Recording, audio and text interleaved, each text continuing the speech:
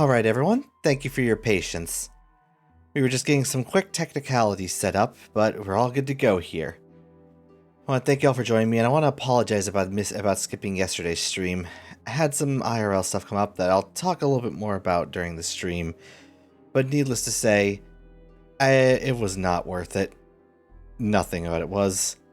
But I decided to make up for it by doing a stream today, a bit unannounced. Announced just, well, an hour's worth notice, but point is, we're streaming tonight. And we're going to be joined by some special people today. Hey, everyone. I want you to say hello to some very good friends of mine, Akuago.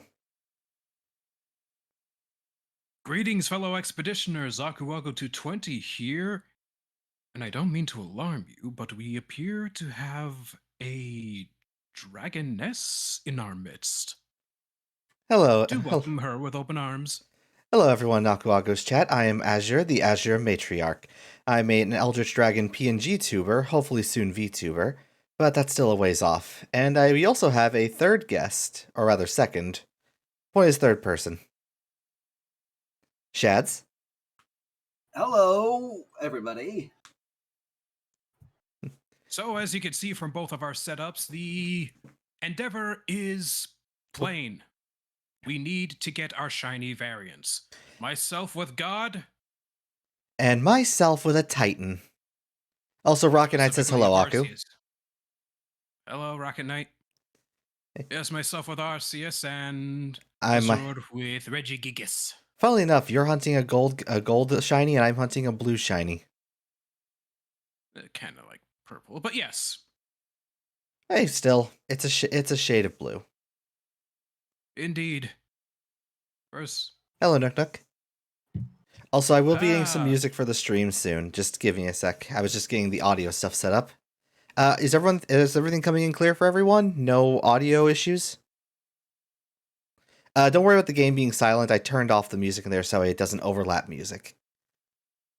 Same thing with mine because, well, I've got the radio working on this old dune buggy. And you should be able to hear if I do this anyway. At least I hope you could hear that. Might turn it up a little. Nice chill music with a wide variety in this, what we call playlist. Just to listen to, as this is going to be a long endeavor. And hopefully we will get our shinies. If not, well, I was going to say, never hurts. Yep, we're going to keep going, and I'm also going to be playing some music. I'm going to be going off YouTube because I haven't gotten Spotify set up yet. And I also want to be careful what I play on Spotify for the possibility of a VOD mute. That's why I hand-selected some of mine, especially since some music comes from Monopoly games, some of which have, I believe their companies don't even exist anymore. Or at the very least have evolved into something other, or been merged into something else. I don't know. The point is, not a lot of people are familiar with these tunes, so I think I might be in the clear.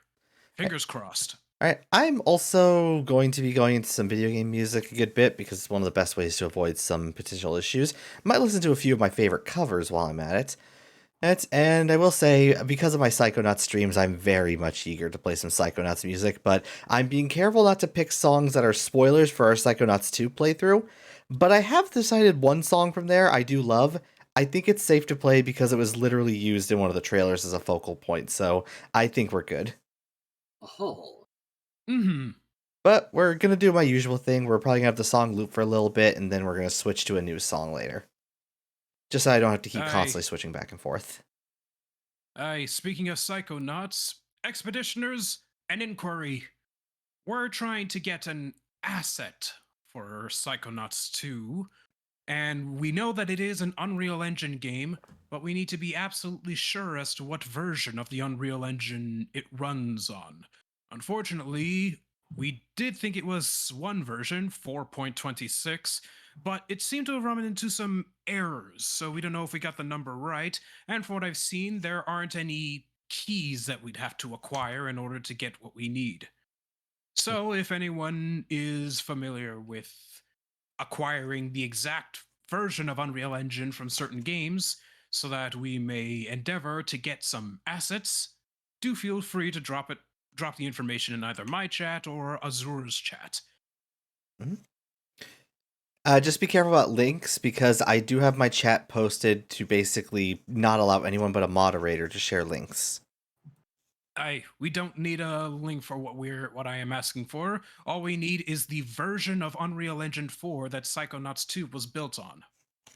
Mhm. So literally it's just text, like version 4.15, version 4.30, version 4.44, version 4.69. Nice. Get the idea. Also, thank you for the posture check, Redeem Star Helix. Also, sorry that I didn't read this out, but Jay Lipper, 20 months. Happy to supporting you this... sorry. This window did not scrunch everything proper. There we go. Happy to have been supporting you for this long. Can't wait for many more months. I hope not to disappoint. All Yes, right. So, All right. All right. Whenever you're ready to start, Aku, we can. I just want to make sure the music isn't going to overlap you. I should unmute it real quick as well. Oh, I've already started my endeavor. Oh, I guess fair point. All right, I'm going to start the music real quick. I'm going to check the audio levels as well.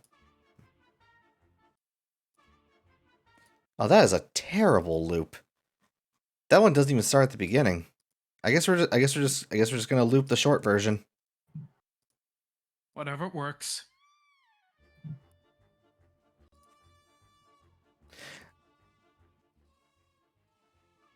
All right, can you hear us, everyone? Can you hear the music? Check 1 2 3 from the expeditioner's side. All right, just make sure everything's good before we start.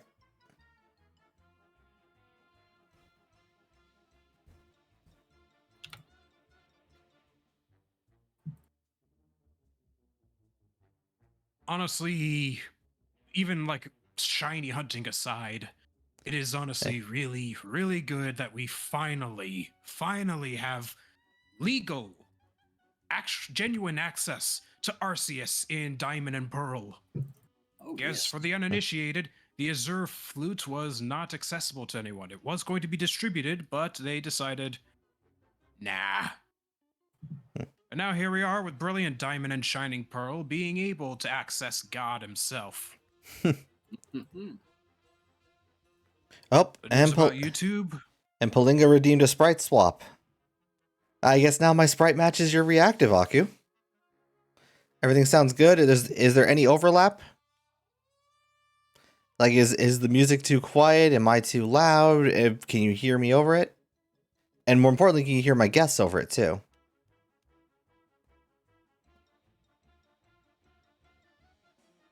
I did hear some news in regards to licensed music now being allowed on YouTube, or at the very least, we can now monetize with them.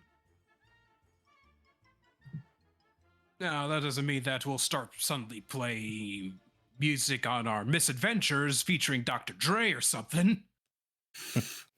By letting creators use licensed music now, they have options for licensing or split revenue. So what, either pay for the licensing fee or just split the revenue that you would acquire from your video with the license holder. Sounds reasonable. Honestly, the latter seems a lot less problematic. Very much so. I'm guessing this is probably a way to kind of combat what TikTok has done, where they had a lot more freedom in that regards. Either way, it's all welcome. Finally, something that you kind of probably should have been doing from the very start, but better late than never.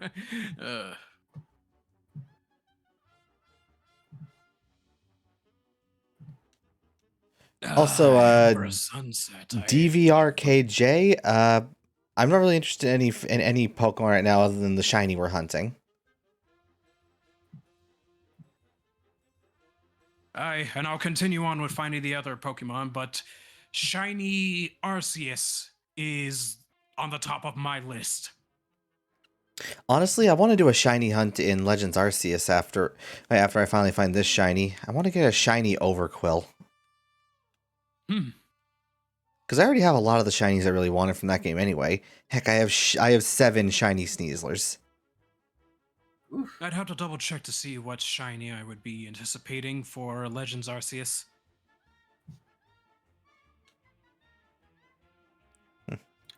And obviously, no pressure, Azord, but yeah, the quicker you can find this shiny golem, the quicker we can both get our Pokemon back, and I could transfer everybody to Pokemon Home Oh, in preparation for Violet and Scarlet. oh, trust me, I completely understand that. I've been holding your Regieleki for years. I'm Not sure I have your Ice Horse somewhere. my Glastrier. I haven't begun transferring any of my Pokemon yet because I don't want to risk any complications transferring them back if I needed to. So they will remain in Shield until the time comes. But yes, in line with TikTok, I am honestly surprised of how well mine has been gathering attention. In less than a month, it has jumped from 200 to nearly 13 or 1400. Oh, I gotta remember the faster method of resetting. Mm. Pika Maxi a while back told me a faster way of resetting. Instead of hitting X when you're on after hitting the home button, to just close the software, press Y for switching profiles. It will then close the game automatically. You can just select the same profile again. That does So sound home, Y, and swap profile? Basically, Y is the swap profile button, and it will then close down the application, ask which profile you want to use to reopen with. Doing so will you can just select the same one again. It just reopens the game with the same profile. Or mayhaps we'll give that a shot here and now. Basically, it just saves you a button press or two, I believe. But still, it's a little faster.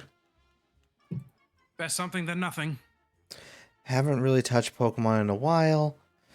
Hell, is home even worth getting? Is it still able to access the bank anymore? That's a question for Aku, because I don't know much about the compatibility between home and bank.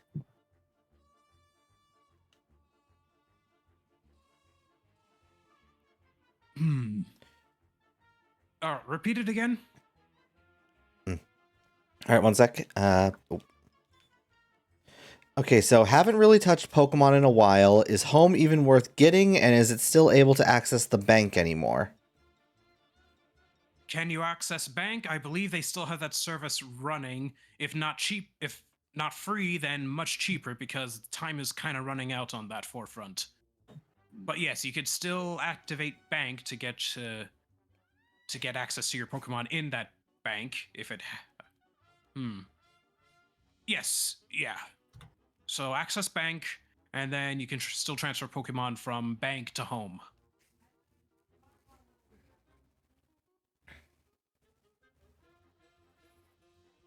But I mean, it ultimately depends on how much Pokemon, if you have like a metric ton of Pokemon from various generations that you want to transfer, or at the very least get crystals so that way you can get all the old Pokemon in. Like for me, I've had several Pokemon backed up from X, Y, Sun, Moon, Ultra Sun, Ultra Moon. Just a long, long history. Oh wow, how fitting. Live quartet music from Monopoly as I explain my history. that I just had a lot of Pokemon from my younger years, and I wanted to preserve them. And especially since you could take Pokemon from the Game Boy Color and the Game Boy games and bring them over to home. All those needed to be preserved, every single one of them. So it was worth the money for me. I think I'm going to quickly swap the music because Flea Circus, while enjoyable, is not a terribly great song. So I'm going to swap to a song with some lyrics in it that I love. Thankfully, I do not have to worry about this being a spoiler.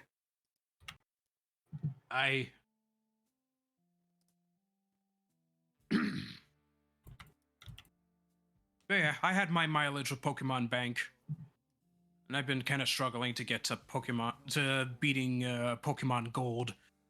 Keep forgetting that it's not as easy to grind for XP as it is in the later games. The XP share wouldn't be a thing until what, Ruby and Sapphire, or even further in. What was the question? Sorry, I was messing with my settings.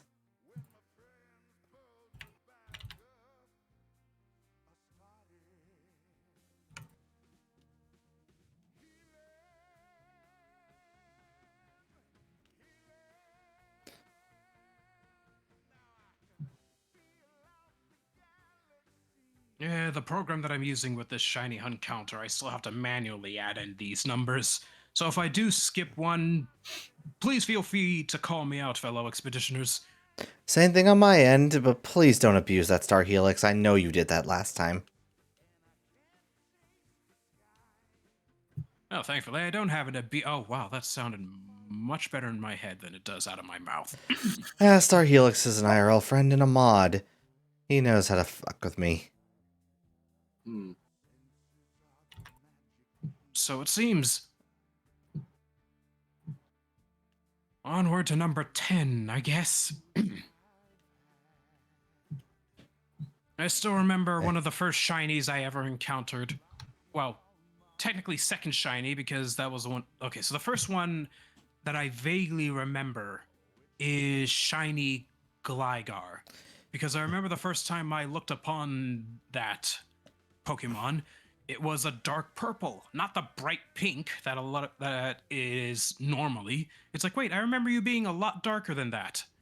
It's like then it dawned on me when I finally saw it shiny. It's like that might be the case. I saw your shiny form first, but I never actually caught him, or maybe I did. I don't know. That my Game Boy Color game has long since lost its original memory. But I did actually, for thankfully dirt cheap, get its battery replaced so that if I ever were to revisit it, at least I'd be able to use the time system. No more having to worry about, oh, you can't go to the Safari Zone because we can't get the clock working. Oh, by the way, two things. Star Helix, I was talking about how you tend to like to mess with my paranoia about missing a counter number, and Shad's Brock Knight is asking how you're doing. All right.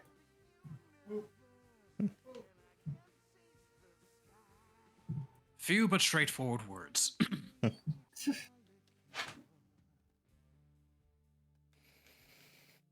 But the second shiny that I ever encountered would be shiny Zapdos, unfortunately. Unfortunately. I still remember my first shiny I found that wasn't something hacked or given to me. Though if we want to count that one, I did back in Gen 3 get given a shiny Hariyama by a classmate. But if we want to talk about first genuine I found this myself, funnily enough, it was in Gen 4. I was training outside Snowpoint City, and I found a shiny Medicham. Oh, Hmm. Yep. And yes, Shads, I say unfortunately because you ever seen Zapdos' shiny form? It's underwhelming. Oh. Oh, you Look it did up it on more than once, Bulbapedia. Star Helix.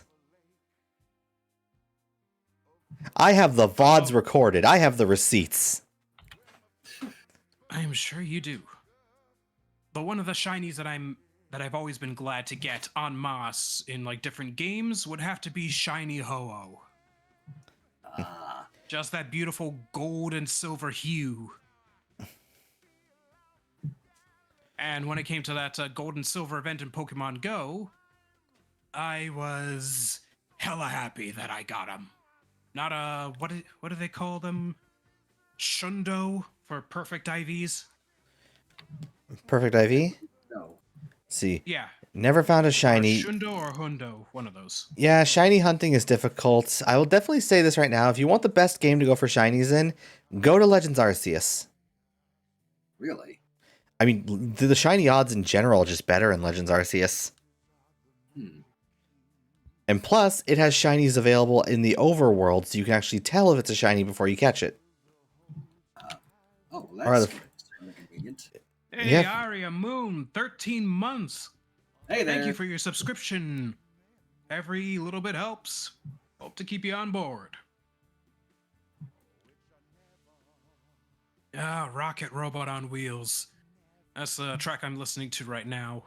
I remember I that would be being hella, ever I good. remember be hella surprised that if this game gets on the Nintendo Switch Online, it's like, really? Sucker Punch really cared that much? That'd be amazing. Either that or they don't Yes, but care. yeah, They don't care at all and just said, "Yeah, sure, take it." Yeah, well, I mean, just, you know, when the last time you've seen them do anything with Rocket Robot on Wheels was give him a gravestone saying "Rest in Peace" in one of the Contestas levels in Sly 2. It kind of makes some kind of statement. Though I think he also had like some kind of hologram in Sly 3. I don't he? remember. Oh, that actually reminds me. Hey, I remember there was an announcement that one of the PlayStation Plus services gave us access to the entire Sly collection. Yeah, much like how I don't want to spend a lot of money just to get one game, I really don't feel like upgrading my subscription, especially since I got it from a deal which gave me 3 years for a lot cheaper, just to play that. I'm going to keep waiting until they ever decide to give us a physical release or a digital download. I am sick and tired of the cloud. Not everything has to be locked behind the cloud. I mean, I'll say this much: at the very least, like the Sly trilogy is a download. It's Sly 4 that'll be cloud because it functions the same way as it did the last time you got it on PlayStation 4. Buggy, or rather skittish with its connection. Hmm. And I've got and I'm paying for a 1 gigabit connection. I know it's wireless, but it should still be counting for something in that regards. Like, I've even heard people saying, like, even with the wired connection, it's been problematic. Both with PS4, PS5, and with Switch. Oh, I have a Master Ball saved. I already have my ball planned out for Regigigas because, thankfully, he is a confirmed catch no matter what, so long as you actually catch him. Or rather, throw the ball at him. However, I will still need to beat him. Thankfully, though, Regigigas has one fatal flaw that prevents him from being a monster. Regigigas has the worst ability he could possibly have. Slow start. Slow start. 5 turns to become the powerhouse he could be. What kind of sense does that make? It's because otherwise, slow, yeah, is basically, yeah, if he didn't have that, Regigigas would be a monster. This thing is an actual menace if it can actually get its slow start gone through. So somehow you have to keep the toss pocket alive for 5 turns before you can unleash Ragnarok with him. This mildly convenient. This Titan fucking pulled the continents around and created the Reggies. However, he's apparently really groggy when he wakes up. That's one way of putting it. I still would love to see more Reggies for the other typings, though. I feel like if we got anything more than one more Reggie, it would make getting Regigigas so complicated later on because, okay, which 6 Reggies do we need to bring with us out of the, 12? More than that? Let's see, slow start, yes, unless you use skill swap. What, if the enemy uses it, or, if it's like a 2v2 battle? I can actually see that. Okay, that would justify the reasons for using an attack on your own teammate. Yep, it actually was a strategy, I believe, at one point for Pokemon like Slacking. However, in the end, Slacking has really fallen off, so he's no longer as good. Though in Gen 3, he had a decent combo, though. What's everyone's favorite Pokemon game? Honestly, I actually do have a massive fondness for Gen 4, but if I really had to be honest, I think actually I'd say Gen 7 was actually really good. Oh. Gen 2 to the day I die. Both the original Gold and Heart Gold. I have so many fond memories in regards to Heart Gold specifically when it came to my high school years. Just using the Pokewalker during my PE classes or my PE period. It's like, okay, we'll go ahead. I don't feel like playing football, so I'll gladly walk around the court several laps for a little while until we all have to do like a team thing. I'll be more than happy to just use my Pokewalker and, open up all my eggs or, get all those steps in and special characters and items and stuff. I just really did have a fondness for Gen 4 games, probably because it was when I started having friends to play with in person. But Gen 7 is just a fantastic game, and I'm hoping that Gen 9 is going to be really good. Because it's got a lot of things going for it. Like, terastallizing is looking to be one of the better gimmicks they've done. Because a lot of people are very much, like, not happy about, like, Dynamax and Gigantamax, saying it's a very mediocre gimmick. I don't blame you. I mean, I like the Gigantamax forms, but at the same time, I guess, yeah, you could have just done Megas again. Ah, the grid from Kingdom Hearts 3D is playing. Excuse me while I tangent about or rant in regards to Tron Identity. It's like I've had friends telling me like during D23, Aku, Tron! They announced Tron! They got a Tron game coming! It's like, really? Then I realize, oh, it's Tron Identity. It's a it's a visual novel. Oh, so guys when got so me when you get to excited for a novel. so when you gonna smooch Tron? I don't even know when it takes place. I mean, I'm seeing some of the characters here. I'm seeing purple lighted programs.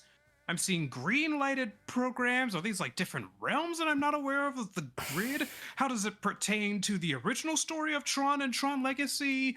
Is the grid more than just what Kevin Flynn made? I mean, that can't be the case. Flynn created the grid. He made the grid 2.0 when he copied Clue and Tron onto it. So it's like, unless did these expand by itself, like the ISOs, like how the ISOs were manifested like a flame? Like, I don't even know, but the main takeaway from this is it's a visual novel and I am disappointed. I want a Tron VR game. How is that so hard to conceptualize? It all depends on what Disney's willing to put money into. By the way, I forgot to say this earlier. Rocket Knight, thank you for the 200 bits with the, yep, my brain stopped. Well, they had the millions to spend on the Tron roller coaster ride that's going on in Orlando, which I will be up front and center for when it's ready. Yeah, well, we've seen Disney's not super crazy with video game stuff anymore these days. I mean, let's look at what happened between Wreck-It Ralph 1 and Wreck-It Ralph 2. Fair point. Counterpoint. A lot of the Marvel games that we've been getting lately, especially Midnight Suns, that thing was canceled and then it comes back. Well, I'll say this much right now. Marvel games are more likely to make money than a Tron game will. No offense. Or at least just in regards to any of their IPs. But I mean, like when you see Tron, when you see the grid, when you see the light cycles and whatnot, a lot of that, it's virtual reality. It screams virtual reality. And I mean, they have dabbled with virtual reality and even augmented reality. I was there for that Star Wars one that they did with augmented reality in Disney Springs some years back, and that was like really cool. We wear the whole gear ensemble. You get to carry a blaster with you. You get to traverse the base on Mustafar. You can you go through the doors and you're outside Mustafar. You could feel the heat bursting through onto you as you traverse the next area, and it's like you're with 3 other people. You can like try to do like puzzles and stuff as you try to crack the code for the next door. Meanwhile, your other teammates are like having your back in regards to like the other stormtroopers finally realizing that you guys aren't stormtroopers. So it's like while your 3 friends are protecting you, you gotta do these puzzles, which is like really cool. You talk about stormtroopers, and all I can think about is this one close scene in "If there is another Jedi out there, it's not you." Ah, sick burn. Yeah, honestly, I think the one having the most fun in any of those suits is the guy in the Megatron. The guy who's piloting Megatron. Oh wouldn't god, doubt I can that. only imagine how it feels like to be in stilts like that for who knows how long in Universal Studios. I love that one clip of that one guy who's just like staring Megatron in the eyes and flossing, and Megatron's like, "I did not come out here to see that." I did not come out here to see that. The guy in the Megatron suit is just having so much fun. I don't know if it's a guy in a suit or just someone piloting something. I don't know how it's being done.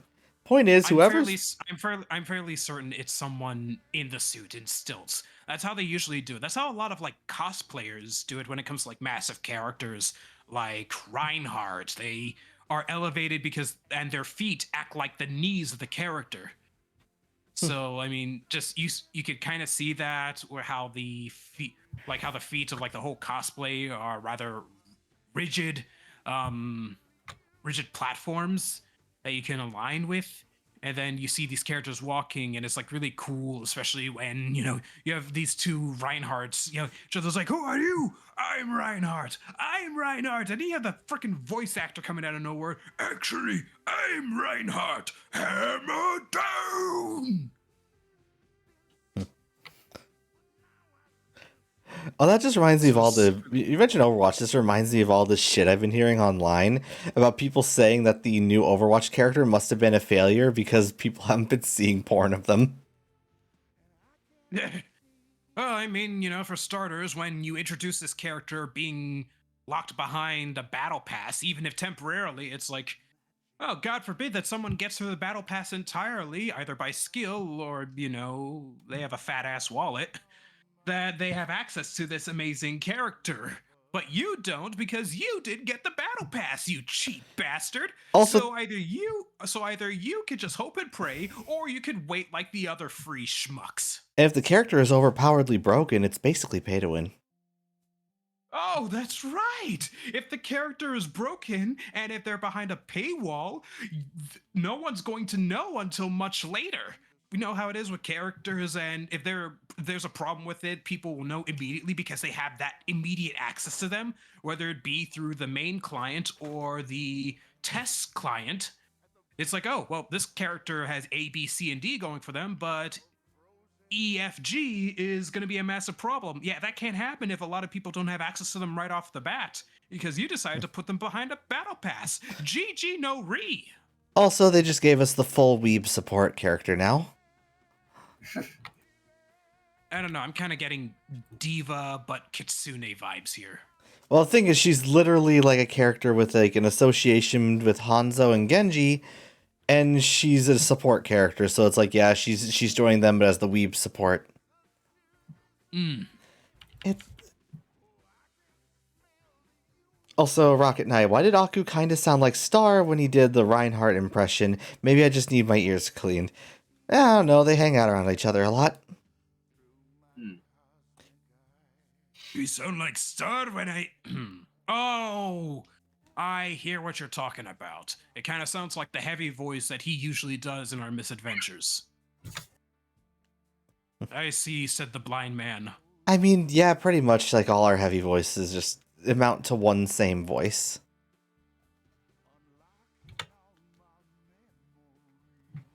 But now, yeah, you brought up like Megatron and stuff from Universal, and it just still reminds me of when I got a birthday shout out from him a long time ago. They give you a badge saying that it's your birthday, so everyone in the area to say is like happy birthday, whether it's a staff member or a character. So I went to the Transformers ride at one point because I've never actually been on it, so I wanted to see what it was all about. And when I walked out, I saw some of the characters like walking around, Optimus, Bumblebee, Megatron, and I was just about to leave the area. As I left the gift shop, and then suddenly I hear, "You step forward." So, Aku, I see that it is your birthday. Normally, I would ensure that any human I come across would be conscripted to the Decepticon cause, but for you, I shall make an exception. Enjoy your freedom for however long it lasts. And I just hear in the background, because I usually have it playing every once in a while, Megatron, can I kill the human? Please! Quiet, Starscream, you sycophant! You know what you are told, which is nothing. So I do hope you enjoy the rest of your day of birth. If anyone's hearing stuff on my mic, my dog is just wandering around. Hello, Mila. As curious puppers do. Alright, Mila, go back to I bed, s- sweetie. Go to bed. I swear my heart is gonna skip a beat the nanosecond I see a golden one. Some people even told me when I was showing them my off-screen attempts, it's like, hey, okay, you sure that you got this right? I mean, you saved like just as you're about to encounter him. Doesn't that kind of lock it? I'm just no. I've seen other streamers getting to that point Okay. or resetting at that point, and eventually still getting the shiny Arceus. So I'm fine. Otherwise, we would have been spending half of this stream just looking at my character playing the Azure Flute over and over and over and over again. And Yep. who needs that? Trust me, you don't know how annoying it was when I was shiny hunting for Palkia in Shining Pearl, and then eventually decided, fuck it, I'm done. I'm not doing this anymore. The saying that the data is corrupted. Yeah, that happens if you try to just copy and paste the data over to a new card. It happened to me as well. My saves are intact, but I had to re-download the game assets at that point, Danny. So I understand where you're coming from, but Oh, thank you I for the think your hydrate saves redeem, are Rocket just- Knight. I think your saves will be just fine, especially if you have like a Nintendo Switch Online account and it has, hopefully, backed up your save. Hmm. From there, all you just need to do is re-download the game assets. Unless it's a... Oh, wait, I see it. You try to re-download it and it keeps saying that its data's corrupted. And unfortunately, the games are listed in, like, numbers in the SD card, so it's not like you could just pop it into a PC, look for the exact folder of Legends Arceus, and then delete it. So here's to hoping that you find the solution, and that you don't resort to a final solution. Honestly, after I beat the main campaign of Shining Pearl, I kind of just stopped playing it. Cause like I will say, definitely one of the weaker remakes we've had. It is kind of bare bones and basic. Couldn't That's- even be bothered to add in the platinum content. Really should have just been platinum version. 269. Will we find shiny Regigigas on this reset? Nice. Up to 26 here. Yeah, I'm keeping my counter where it was at the last stream, so we can have a better idea of how many resets we've done. Which If you have Pokemon to do a gimmick has complete- been your if you have to do a favorite? If you have to do a complete reformat in regards to your Switch, then if you have a Nintendo Switch Online account, please use the power of the cloud. At least put that thing to good use before you nuke everything. Let's see. So, Night the Nocturnal Shadow is asking, which Pokemon gimmick has been your favorite? I've never played the game. Though I've never played the game, my favorite is the Z-Rings. Mega Evolutions. Mega Evolutions were definitely one of the better ones they've done. Because just interesting having those forms. And some of them with different typings, bringing new life into them. Which, I mean, it's nice that the new feature that we're getting for Scarlet and Violet will change types drastically.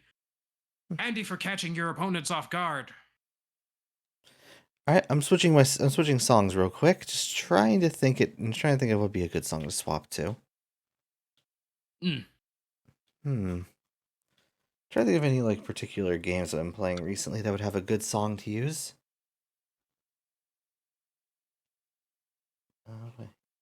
You know what? I'm gonna bring back something. I'm gonna bring back a classic.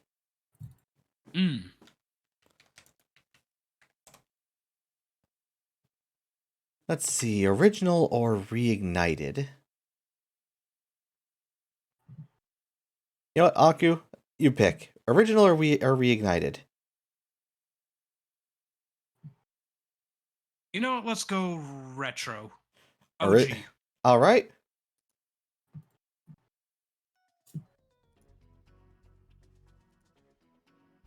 One of the tracks I'm listening to now is from Professor Layton and the Azran Legacy. By the way, if you want to... I've had friends who apologies. I've had friends and Layton enthusiasts alike who said they weren't too privy about most of the 3DS's soundtrack, but I'm just like, you know, I don't mind it, mainly because I kind of got really sick and tired of hearing the bloody accordion in the original trilogy. There's only so much of that thing that I could stand. Well, I'll say this much. If you want to know what I was asking about, I randomly just thought about a song from the Spyro series, so I grabbed Wizard Peak. I remember having my fair share of entertainment with the original Spyro games and Reignited. Same thing with Crash Bandicoot and Insane Trilogy. I am definitely going to stream the Spyro trilogy at some point, most likely Reignited because, well, Reignited is genuinely just the best version. Of course, better than hunting down a PS1 and then No, I playing don't- it originally. I don't even need to hunt down a PS1. I've got one in my closet. Or rather, okay, then rather hunting down adapters for the PS1 to work with an Elgato. Yep, that's the very thing. I'm just debating which version of Spyro to play for it because, I'll be honest, I have 3 copies of the Reignited trilogy. I've got the PlayStation version, which is where I first played it. Then I got it on Switch, and eventually someone gifted it to me on Steam. So I have 3 copies. Probably best to play the Steam version. As we approach number 30, perhaps I should do a practice round with Arceus just to see what would need to be done when the time comes. I do have a Master Ball, yes. But what if I wanted to capture him something else? I do have an Electivire ready to paralyze the Toss Pocket, hopefully. And I remember that Thunder didn't do that much damage to him. Let's find out. Just remember that he can't change his type normally on his own, so he is a normal type. I don't want to accidentally. That's what I'm saying. Be careful you don't accidentally KO him, and don't try using a ghost move. Alright, practice round with Arceus. Let us pretend for a nanosecond that he is shiny. Electivire. You used an Electivire on your team. I had a Magmortar. Electivire, you're embarrassing me. But then again, Arceus is using Recover while at full health. Why do I have a feeling? Oh, Healing Wish. That failed too. Oh crap, did I not hit loop? Oh, there's just like a... Wow, for some reason there's just like a half a minute of silence in this version of Wizard Peak I found. Yeah, I'm just gonna grab this extended version of the Reignited version. Healing Wish failed. Oh well. Hey, we got him paralyzed. And now we just bring his health down even further. Okay, so Healing Wish, Recover, Future Sight, and Hyper Beam, right.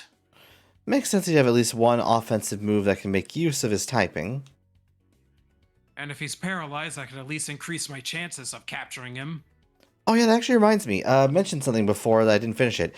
Slacking, I learned a while back, apparently actually had a move that he could actually benefit from very heavily back in his initial gen of Gen 3. Before Gen 3 happened, in Gen 3, that was before they did the physical special split. So back then, certain moves were just automatically considered one typing. In the case of normal type attacks were all physical moves, and Slacking had a crazy physical stat. Plus, he was a normal type, meaning if he used Hyper Beam, he gets to benefit off his normal stat, of his offense stat, and off his same type attack bonus. Yes, and here's the thing: Hyper Beam's downside is literally just his ability. So basically, Slacking just got to use Hyper Beam to insane levels, and just basically didn't really actually have a downside to it because he was already going to do it anyway. If anything, it just... an inquiry. When it comes to capture rates, does it increase if you've not only inflicted a status effect, but as well as confused them? Also, let's see, speaking of Pokemon, Hisuian Zoroark or normal Zoroark? Hisuian, definitely. Normal Ghost is an insanely good type. I'm gonna have to agree with Azure there. Plus, also, I love the design a lot more. It gets rid of the one major weakness of a normal type. Yep. It also does also because of the fact that it is part normal type, it actually loses ghost weakness to itself. Hmm. So it loses 2 weaknesses, meaning it's only weak to dark type moves. Okay, I think we've had enough of our practice round. I just think that's kind of insane. Oh, by the way, for anyone who asks questions about whether or not I'm actually going to be able to find a shiny Regigigas here, Aku has actually caught shiny Regigigas off the same method and can vouch it can be shiny. Absolutely. And also, you will see it as a shiny during the encounter and not have to wait until after you catch it. Yes, it won't be like the raids. I mean, I'm glad I finally got my shiny, the shiny Ho-Oh, for that one. I just wish I was kind of patient in regards to Zygarde, because now looking back, I want a shiny Zygarde. I'm going to get a shiny Zygarde at some point. Thing is, he's still the most difficult of all the raids to do. Yeah, that's the That's the main issue in regards to restarting him. He's literally a 2-phase boss. Honestly, if during this stream, if I manage to find the shiny Regigigas and catch him, and there's still some time in the stream, I might just go and do raids with viewers. That's definitely an option. Because I'll be blunt, I do not want to deal with randos who quit in the middle of a raid, or worse, the bots. Have you ever had problems with bots in Sword and Shield? No, I mean when you get NPCs. Oh, right, yeah. You need better coordination with actual people, especially with Zygarde. They do not coordinate like at all. They'll throw away Pokemon that have great weaknesses, that have great options for dealing with the boss, for something that's probably going to get one shot. Yeah, but the Pokemon doesn't match well with my belt, so I'm gonna swap him. He has Wide Guard. That's perfect against Zygarde. Yeah, but the belt. I'm still trying to hunt down a shiny Pheromosa from the raids. Thankfully, her shiny encounter is significantly better. Well, yeah, because the raid encounters are actually a very good shiny encounter. Hell, I found so many shinies just from going through there. I got a shiny Vikavolt at one point. I kind of regret not getting some shinies. I would have loved a shiny Reshiram. And a shiny Kyogre. Also, I hate that some of my favorite legendaries have terrible shinies. Love Groudon. Why does he look like someone peed on him? That's certainly one way of looking at it. Also, Ricto says thank you, Toki.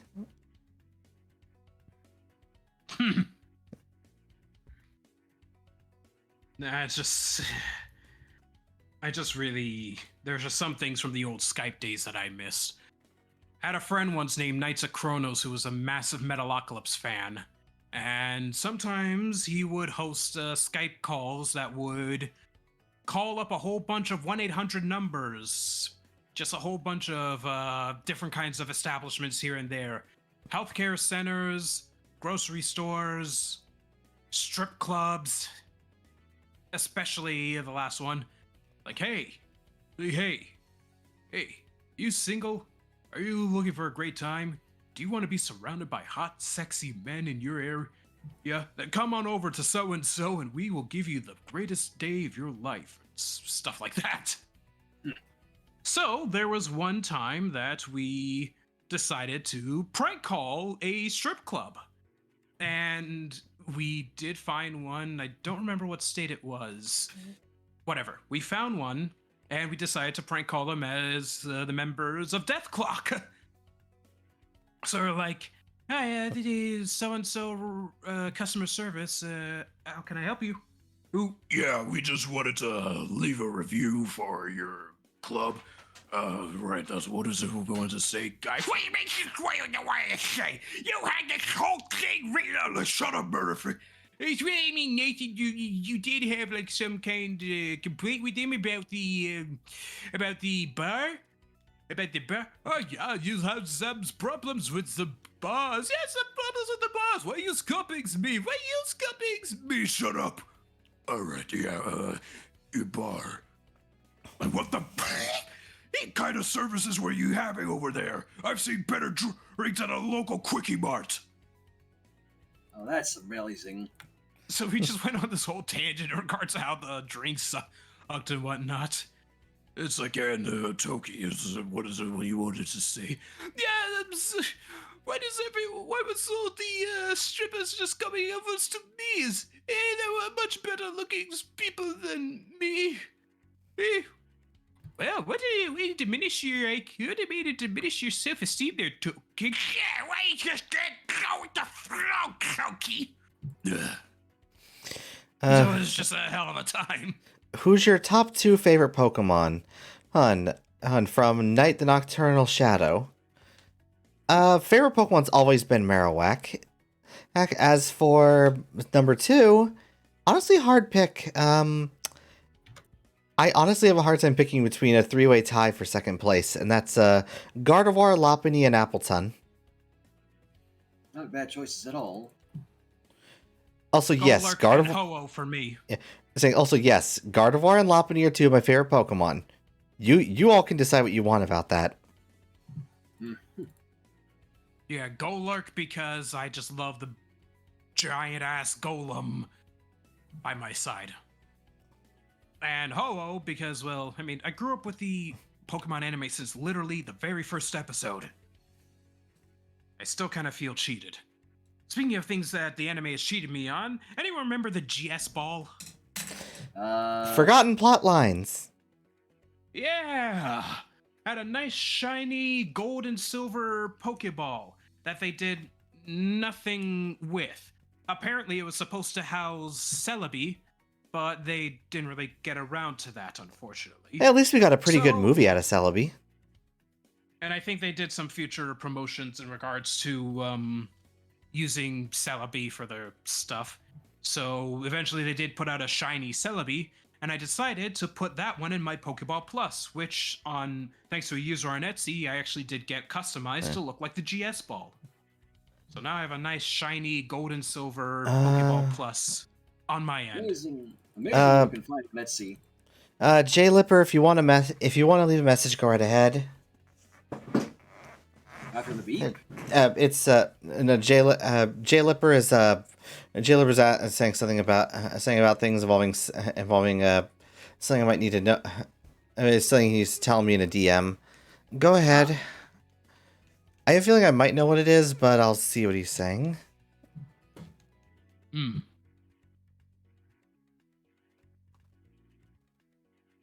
God, another Professor Layton track being played on my end. I just want a really good Professor Layton game. Like in HD. Catriel Layton's alright, but I mean, doesn't hold that much of a candle compared to the Professor Layton titles. Like, I may not be as agitated as like others have been in their reviews of Catriel Layton, but I can kind of see where they're coming from. Especially considering the big shoes that Catriel would have to fill compared to Layton.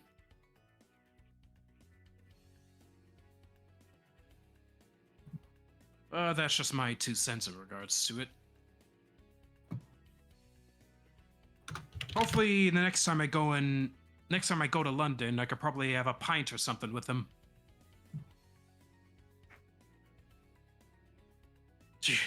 Leave your message to the sound. The beep. Beep. Or the beep beep. Beep, beep. Area of a circle equals pi r squared. Huh? Wait. Huh, that is... I'll bring that up to Akuago after the stream's over. You know what? Actually, I'm going to...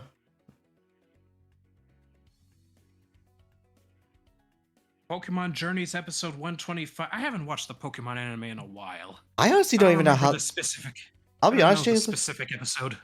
I'll be honest, Jay Lipper. I don't even know how that happened. I've never linked anything.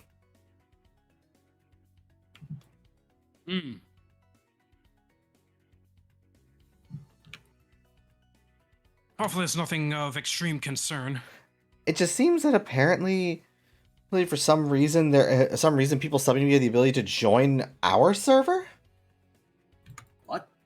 I have never done this. One sec, I need to figure out how to do that. I'm going to be taking a quick little pause on the shiny hunt to try and figure this out. One sec. Hmm.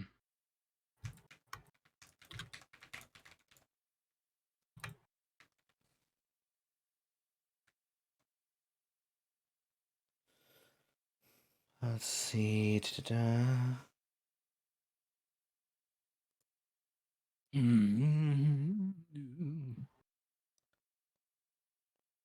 Let's see.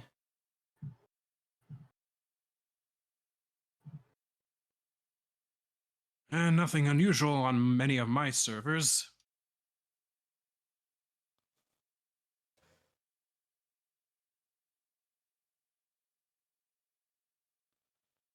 Let's see here. All right. Let's try to get back to this.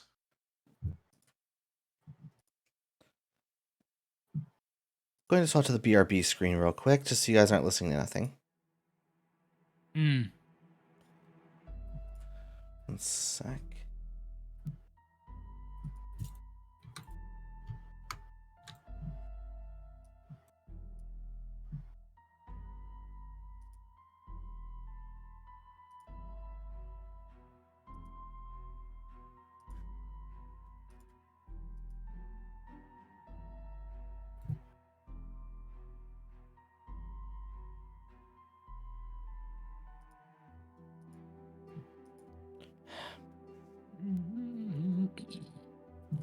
To turn off streamer mode real quick.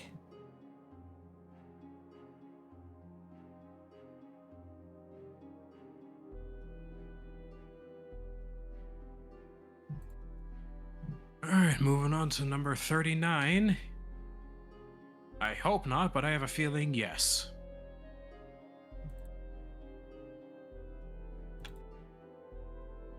One day wanted to see Ash grow up and have a family of his own. Wouldn't that be something? Nope, no gold hue, so we move forward.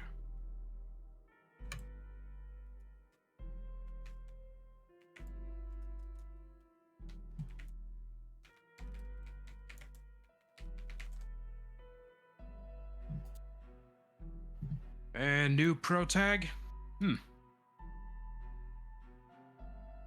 I mean, until then, we do have, like, Pokemon Origins and the like, showing off different perspectives of the world of Pokemon. Not just from Ash's perspective. I'm trying to figure out how to fix Times this. This with a nice number. Yeah, honestly, Jailer, thank you for letting me know about this, because how the hell are people doing this? Because how the hell are people able to do this? Some people were able to get into your Discord server No, without... no, it's, one sec, I'm going to, mute some stuff real quick.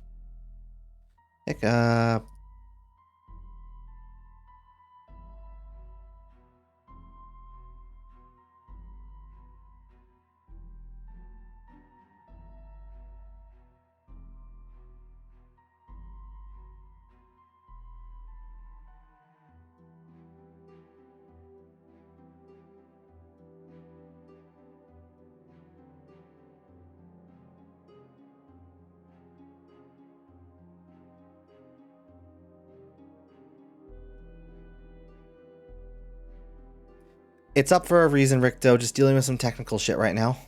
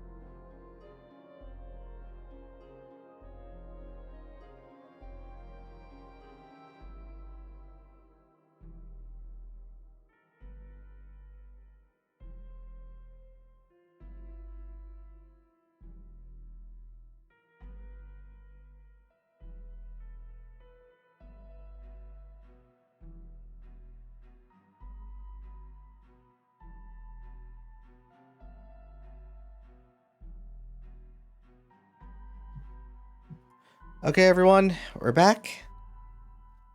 Just need to fix that real quick.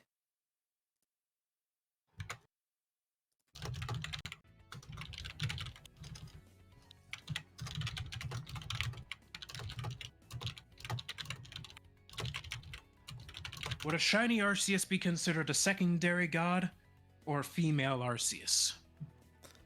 No, it's just Arceus deciding it wants this version of itself to be shiny, because according to Legends Arceus, we're never actually catching Arceus. We're catching a fragment of its power.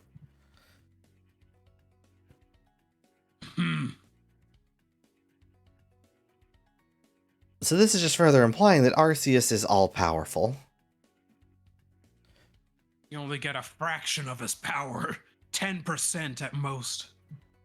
It's no problem, J-Lipper. Actually, thank you for bringing it up, because I rather would have not had other members getting paranoid if stuff happened. A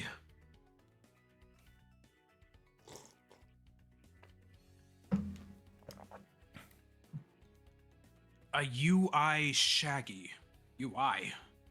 Ultra Instinct, okay.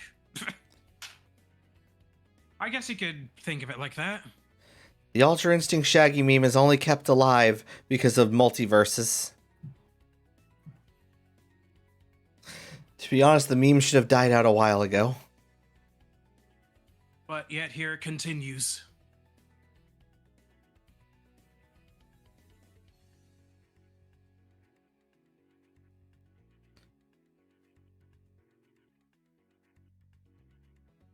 No dice on that one.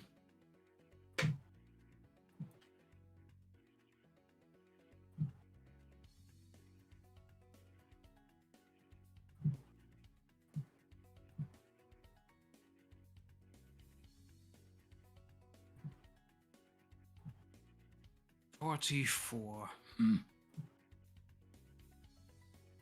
Arceus talking like Shaggy with the royal old English accent. Well, I mean, isn't there a skin, like, sure... Wasn't there, like, a fancy skin for Shaggy in Multiverses? Uncle Shagworthy. There you go. So there's your Shaggy sounding posh as it is. Honestly, someone brought up something about that skin that I never thought about, and I hate that I've now thought about it. What? The skin is called Uncle Shagworthy. And in some languages, someone is Shagworthy. Uh-huh. Oh, then things get hairy. Oh, jeez. Yeah, let's change music real quick. Alright, what can I go for this time? I'm gonna look at my Steam library and pick something off that. How about it?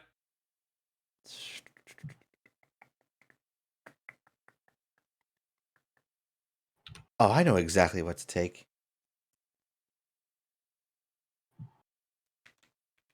Oh, where's this funky one from? Oh, right, the original Rayman. The original Rayman did have a lot of good music, although I didn't hear a good portion of them back when I first started with Rayman's first game, because I played the first Rayman game on Rayman Advance for the Game Boy Advance. That didn't have all the songs.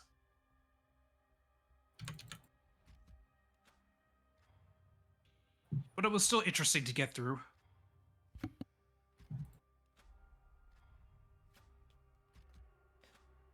And if anyone wants to know what this song is, this is the theme of Jin from League of Legends.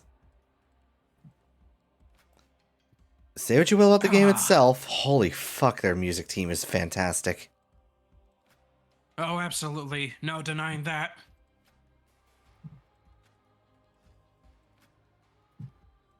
I'm hearing Sly Cooper music from Miss Ruby's section. Still can't believe it's been 20 years since the raccoon made his debut. And seeing just how far Sucker Punch. And see how far Sucker Punch came. Oh yeah, definitely hoping for a new game, or at least on my end, someone being able to extract the models from the Sly Cooper Thieves in Time. PS3, Yes. not Vita. I've even made a bounty on it. I'm that desperate. Nobody's responded to it yet? Nobody's been able to figure it out. There have been a bunch of downloads for the assets that I laid out, being like, hey, can you make heads or tails out of this? And unfortunately, I can't just use the Vita... I can't just use the Vita add-on for Noases because I tried that and it didn't work. Why not? Because it's not one-to-one. Like, just Hmm. because it's both the PlayStation title and it's the same PlayStation title, there are still some things on the PS3 that differ greatly from the Vita. And I'm not going to settle with just the Vita version because, well, think of the difference in quality like that of Smash Brothers for Wii U and 3DS.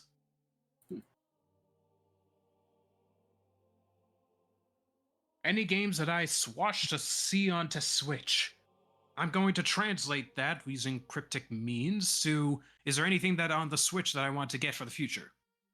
I have pre-ordered Bayonetta 2, or Bayonetta 3. I pre-ordered Bayonetta 3 many years ago when it was first announced. It was on sale for $40 on Amazon.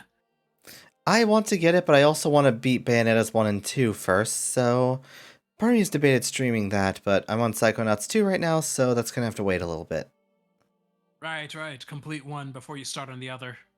Yeah, better for me in the long run because I have problems with starting in games, putting them down, and then starting something new and never going back. Hello, Dominic. Autodesk sawed off. What did I just say? Could you? What? I don't care.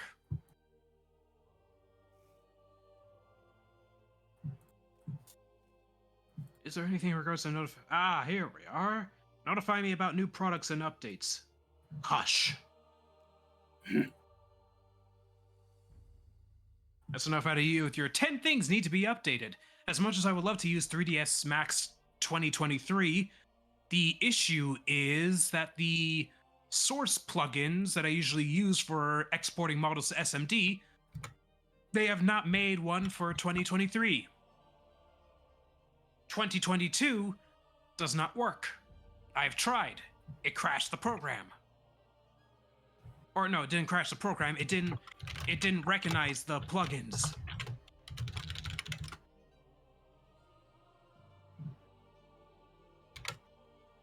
This is a shiny hunt for Arceus, to be exact, Dominic.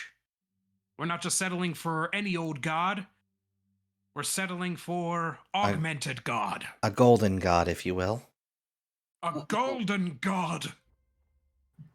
Those who dream of El Dorado know not the beauty of shiny Arceus. At least that is actually obtainable compared to El Dorado. Unless you want to go with the one from Uncharted, in which case, please don't. That is a corrupted sarcophagus. I don't want to play those games again, but at the same time, it's just like, you have a ton of other games you need to complete. You've already finished the entire Uncharted series, including the Vita game. Yeah, that's another reason why I'm kind of still pissed that we don't have a physical release of the Sly collection.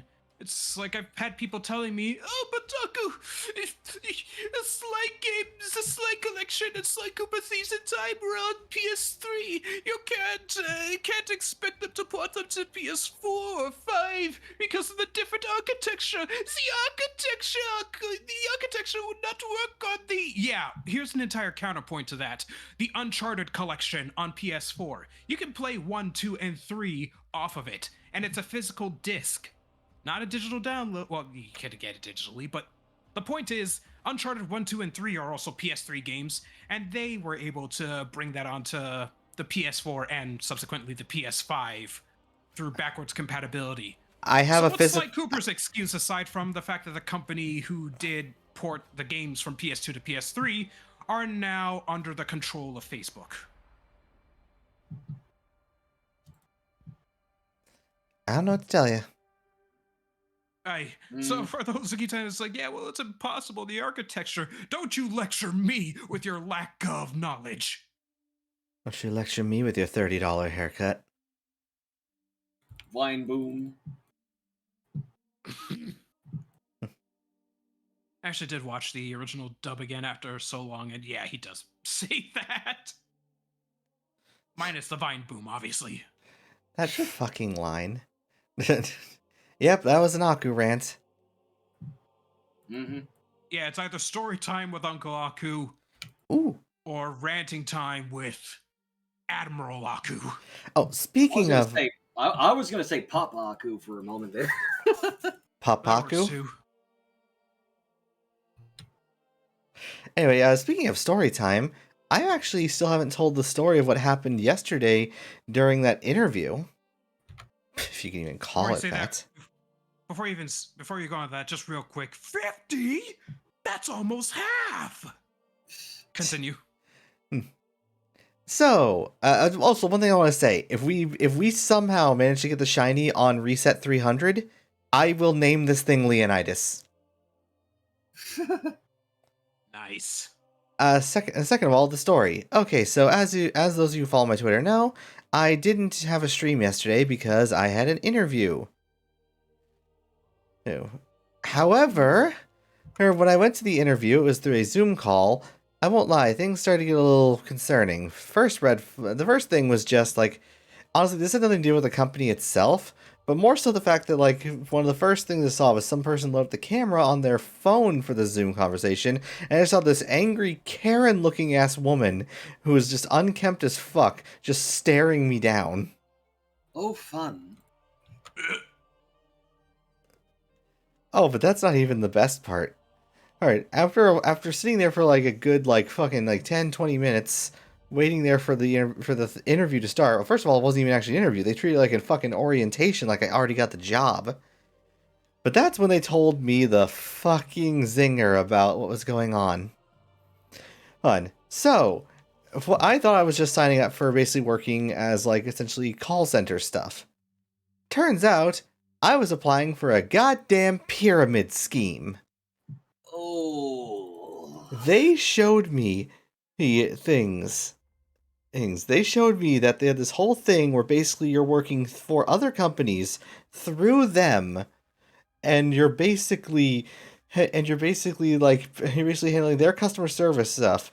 And every time, and basically you get paid through this parent company that you're working for these other companies. And they will send you your paychecks, but take a portion of it out as payment for working for them. And it's roughly $50 every 2 weeks, so $100 every month. Jeez. Expeditioners, take note. If you have to pay them to work for a paycheck, that should be a massive red flag. That should be Oh, get the hell out of Dodge. They also wanted us to pay for our equipment from them. How does that work? Which, if in regards to remote work, shouldn't be a thing if you already have strong enough equipment. Yes. The thing is, I brought this up to someone else, and they told me that, technically speaking, no one really uses the term pyramid scheme anymore. It's now an MLM, multi-level marketing. Doesn't change the fact it is what it is. It's a pyramid scheme. Yeah, but just don't call it a pyramid scheme. It's MLM. Yeah, and don't call it slavery. Call it debt peonage. It's still the same thing. I'm gonna say this right now. The only MLM I care about is the Azure Matriarch Myths and Legends Monday. Yeah. Well, that's a mouthful, but yes. Like, I need to do more stuff for that, but goddamn, it's hard finding good games based on mythology. Got what? Smite, God of War, Hades? That it? Let's see, in regards to mythology games, Smite, God of War, Hades. I know there's a Sun Wukong game coming out next year. Oh, I guess Nioh. I don't have Nioh, sadly. What was that?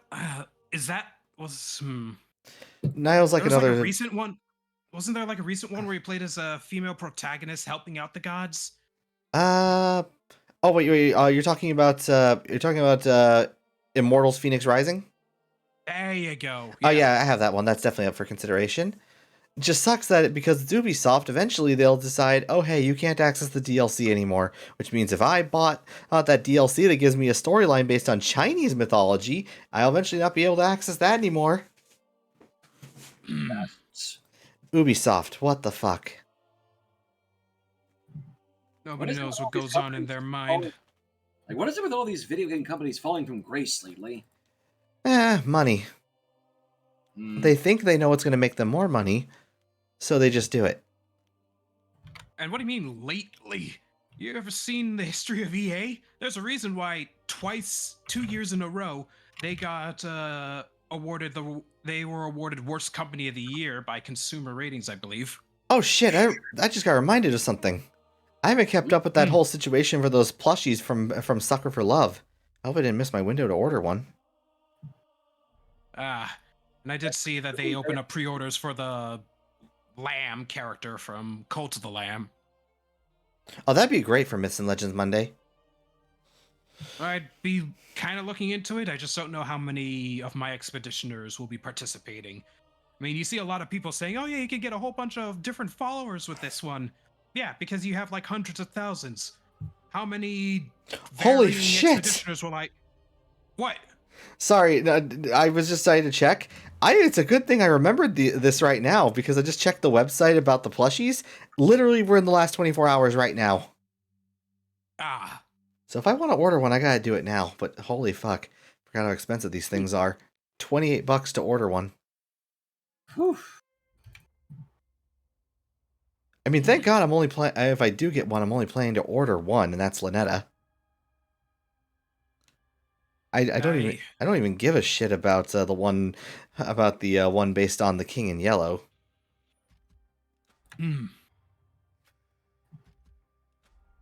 Even then, I just really don't know if I should, because I really need to find a job first before I start buying stupid things.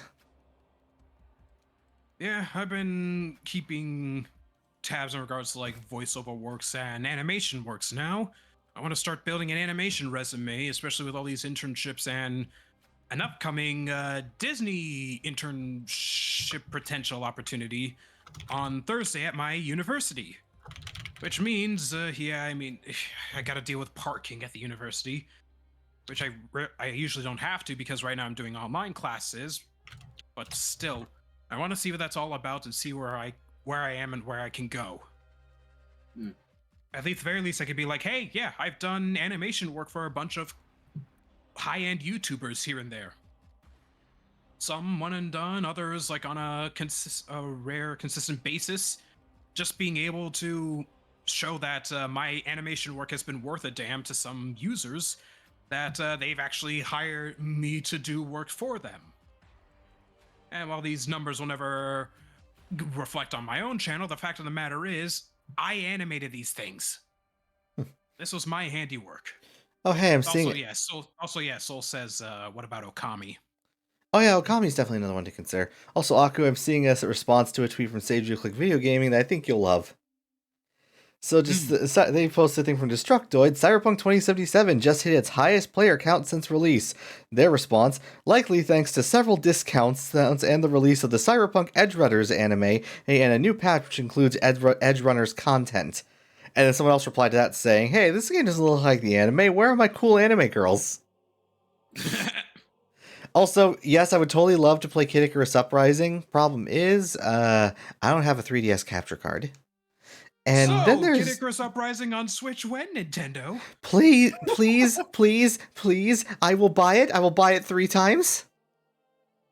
I wouldn't mind also Star Fox Zero, as long as they rework a good number of things. I mean, hell, we had Super Mario 3D World come about, and they added a brand new mode, so sky's the limit. I'm just gonna say this right now. People will be wondering, but how can you translate the controls of Kid Icarus Uprising onto a home console when it was on a handheld that required touchscreen? Guys, I originally thought the game was a Wii game when it first got announced because I figured point the fucking Wiimote at the screen for aiming, which they could totally do with Joy-Cons. How do the controls for Uprising work on Switch? I don't know. Look at Sin and Punishment, which was put onto the Nintendo Switch Online. Okay, I'm gonna say this right now. How that was with one stick. Ricto, for Viva Pinata on Switch when, you're gonna have to ask Microsoft more than Nintendo. Because, yeah, that's in their court. I mean, they were lenient to put it on, what was it, 3DS or DS? And even then, that requires Microsoft to think it's worth actually porting. Not saying anything about Viva Pinata here, Ricto. I'm saying that Microsoft might not think anything of it.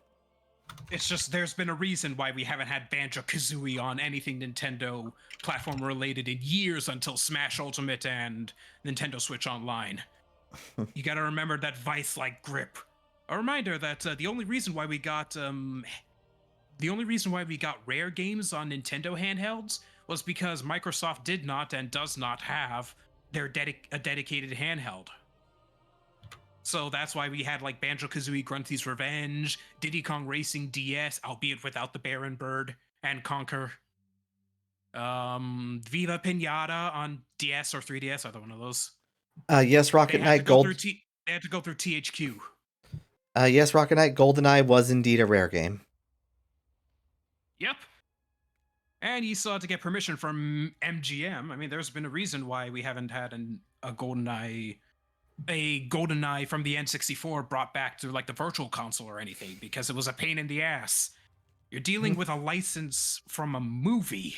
It's already bad when you have to deal with a parent gaming company, but when you have a movie license to work with, then you really got an expedition to go out for in regards to getting the game ported onto newer systems. Okay, yes. It's kind of a weird thing. Saying Rick, though, yes, Viva Pinata was on the DS, but it still doesn't change the fact that Microsoft owns Rare, who owns that game. So it's gonna be another attempt. It's gonna be another take. It's not impossible, but it's not as simple as, hey, can we get another Mario game on Switch? All we can do is hope that Microsoft will be lenient one day. One day. That would be amazing, though. Until then, I did actually, in regards to Cyberpunk 2077, I actually did get that on sale for $5. Same thing with the Rare Replay for Xbox One. I just don't feel like getting an Xbox Series X just for that. Oh. Sorry, Rick, though, I got a little confused there. Oh, if they ever do bring Conker's Bad Fur Day onto Nintendo Switch Online with a heavy, this game is rated M for mature, be careful, warning, like what they did with Rare Replay, there is something that I want to look into that has kind of been scratching the back of my head for a while. Oh, what's this now? Oh, Wing Song 5555, rating with a party of 1. Every bit helps. Thank you generously. For the one that entered, greetings, my name is Zakuwago220, and I am aiming for Shiny Arceus in Pokemon Shiny Pearl. As you can see, I have yet to get him. But, I mean, you know, some people go through like thousands before they tackle them, and I don't have the prowess nor the coordination to do like dual streams shinies with like the DS and another game, and 3DS and another game, and so on and so forth. So, we're just focusing on one.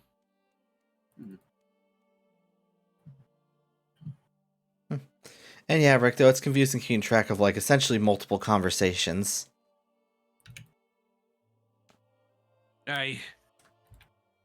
Onward to 60. Oh, if you do want to streamline your conversations, you're more than welcome to join our space, Ricto. If you can't, I understand. I love this rendition of London from Professor Layton. And I believe it was the Azran Legacy that this version was at. Yeah, the Azran Legacy. And you could bet your ass that this theme song was playing in my head when I was walking around London back in June. Finally actually got to go to the restaurant which was the inspiration for Professor Layton's mentor's flat.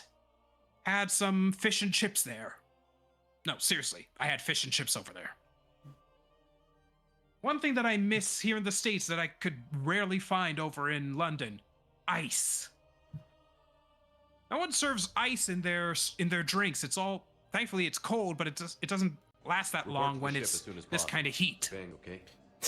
Rocket Knight, thank you for the 150 bits. It's indeed, I'll report to the ship as soon as possible. No promises. Top keck. All right. Moving on upward with this. Oh yeah, that's right. More Ultra Beasts are coming in through Go.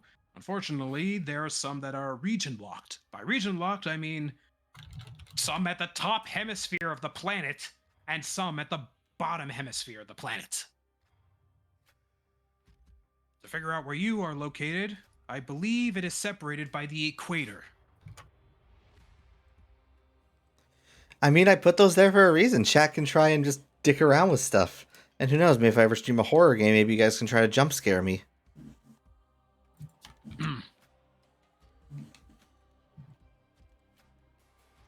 Yep, I mean, it's separated by the equator. I mean, I definitely do want to actually like stream some horror games. Just a matter of figuring out what. Especially considering we are coming into October soon. Yes. Exactly. Spooky month is nearly upon us. It is Spooky Month! I've been really debating on what games to potentially stream him for. Did I raise the counter? I want to say I raised the counter. Domino's asked if I've ever watched, if I ever read any of the Sherlock Holmes books.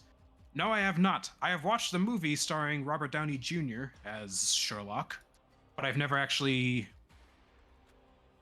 read the books. Speaking of Sherlock Holmes, I should go back to playing the Great Ace Attorney Chronicles.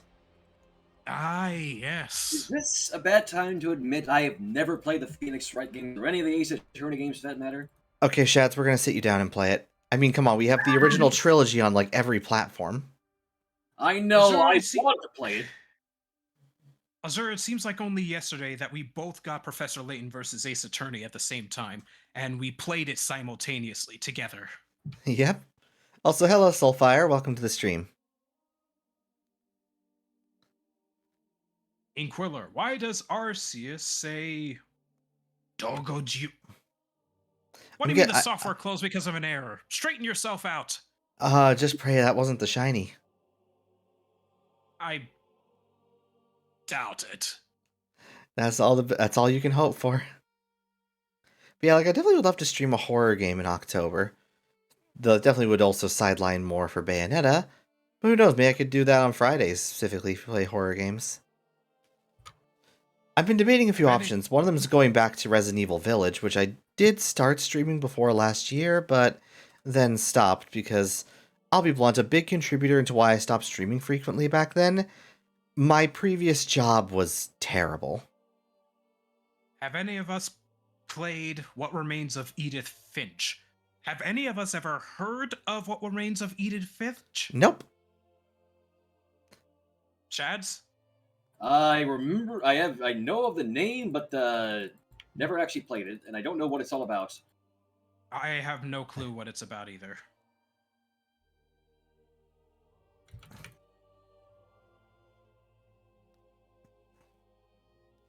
Hey, honestly, I have a lot of games I definitely want to play. Soulfire thinks she's heard of it. Honestly, I have a lot of games I want to consider playing. Like, not just for the horror game subject. I definitely have considered going back to Village for a Halloween stream, for a spooky month stream in general. I've also considered to any of the other Resident Evil games I have, which are 2, 3, and 7. I honestly don't have that. Oh, there's a horror game I've never actually played that I have, and that's the Outlast series. I know a lot of people say Outlast is a really good horror game. Damn it, I forgot about when I was out today. I should have stopped by GameStop to get that shiny Eternatus. Ah, well, I'll get it tomorrow. Yeah, Outlast is probably a high possibility since that'd be a blind horror game for me. I mean, 3 I haven't finished yet, so that would be semi-blind.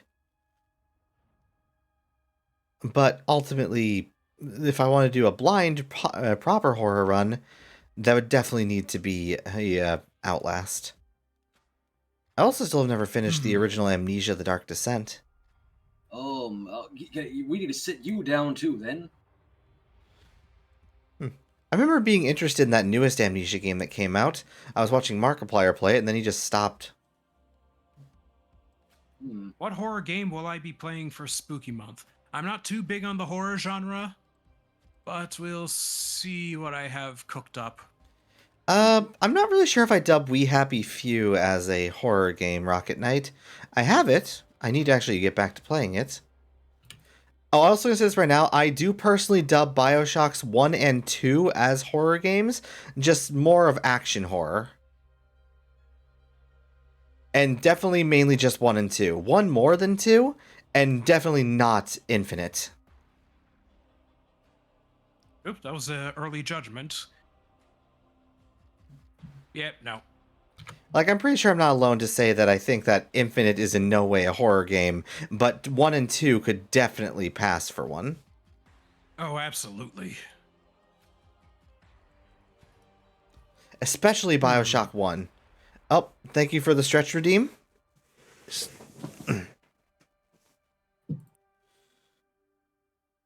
Paper Mario: The Thousand Year.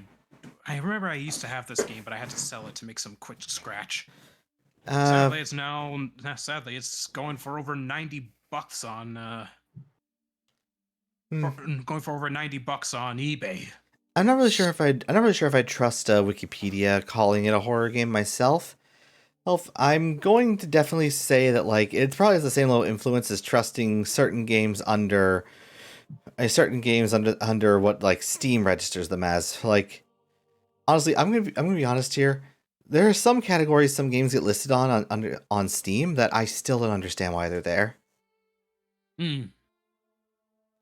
Like, I'll be blunt, and I'll see like Mass Effect put under sexual content, and like that is a very minor piece of this game at best.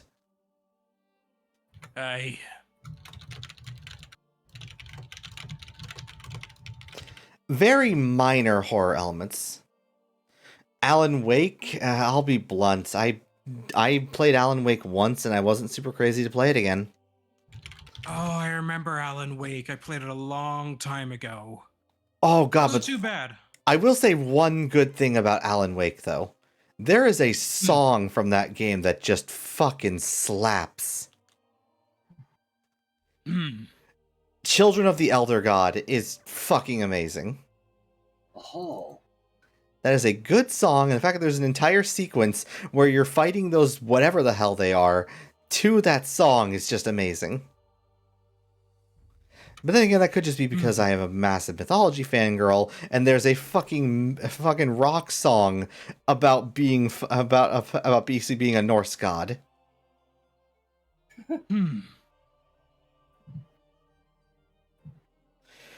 Okay, I swear my heart is just at the ready to jump out if I ever see a shiny Arceus. I am terrified that I might accidentally press the home button if I see a blue Regigigas. Also, just take a moment to breathe if you actually do.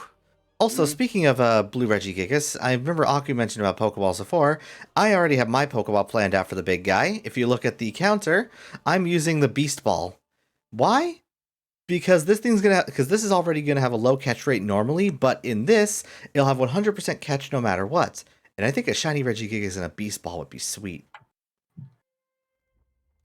I'm gonna have to side with Azure there. I think I caught mine in a Beast Ball. Like, Beast Balls are actually one of the coolest Pokeball designs out there. Just realized that we're now on 66. Give it 3 more.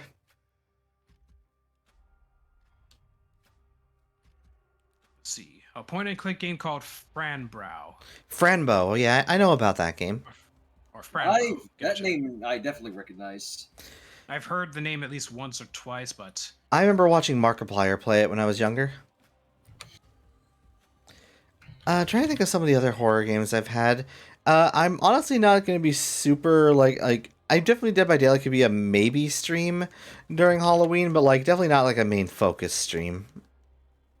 Because, like, Dead by Daylight, honestly, is not that scary. Iron Wolf 45, thank you for the follow. Haven't had one in a while. Every little bit helps.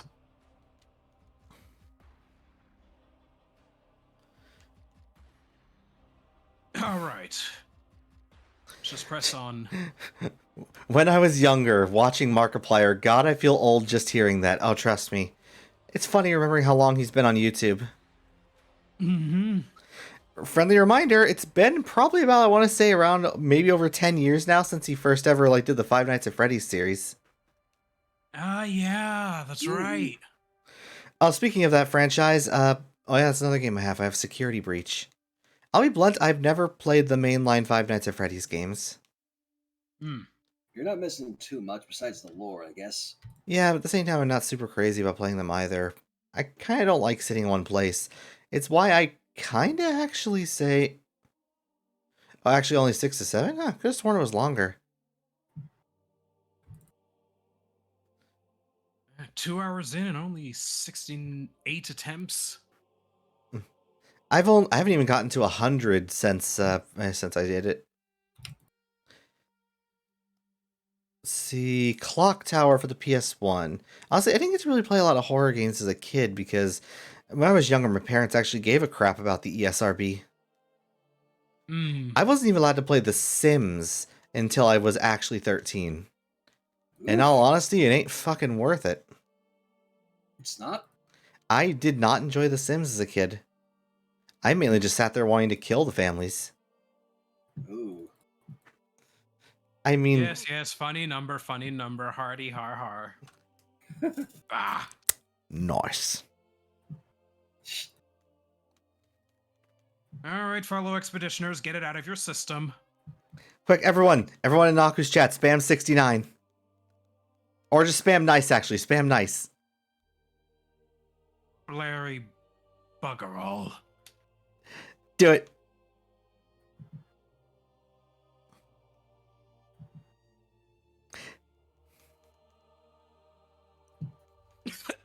Excuse me. Excuse you. God, like... Oh hey, one of the things that I ordered shipped from eBay. I got myself the Royal Mail official Transformers stamp set. Because fun fact, the Transformers Royal stamps are the last ones to ever bear the visage of Queen Elizabeth II. All future ones will bear the silhouette of King Charles III. Ah, yes. Bear the image of a monarch that actually means nothing. I mean, It's always been it's honestly interesting to look into the history of the crown versus the parliament. And so far, I can only attest to that if the crown is the dog, parliament is the leash. And a reminder that the Magna Carta was only solidified because because the king had no choice. Like, it was just like, okay, we got like 63 things for you to agree to, and you better damn well follow them. Fine. So I mean, that always interested me. It's just like, we have a crown, but who does the actual rulemaking? No different than how we have a president, but it's the Supreme Court that initiates the laws.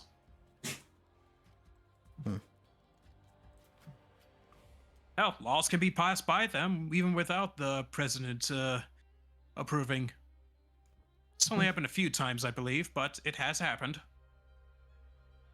Dog's fusion. Now the time to wait for 420. I'm 90 resets away from that because I just reached my 100th of the night, which is 330 total. Oof.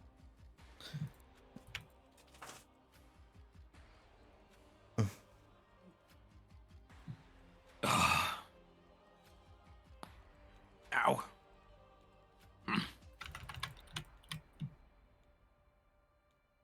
May not have a button to stretch, but I still must do it anyway. Especially if all I'm going to be doing is pressing A and home and X, and that's about it.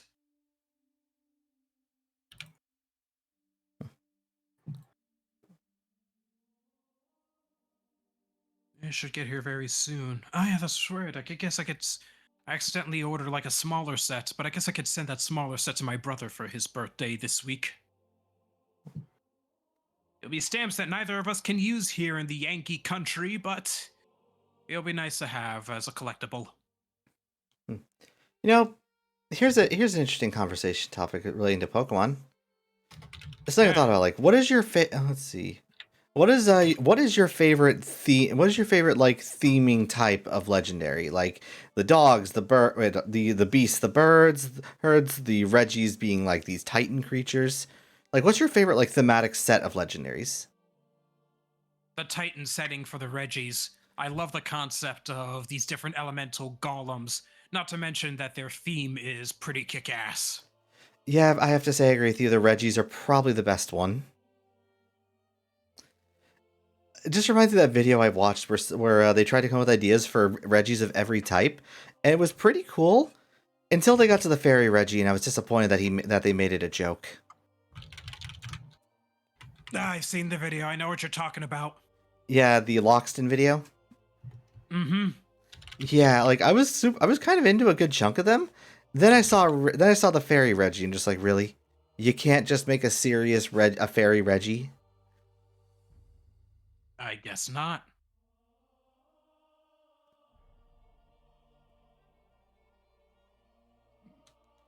Excuse me. All right, we're heading into the 333rd reset. Probably won't be long until I hit 200 in this regard.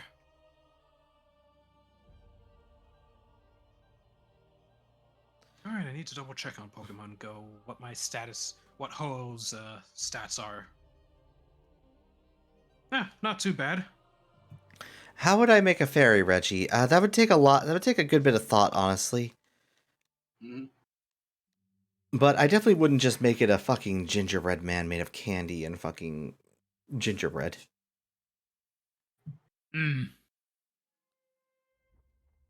My favorite Pokemon?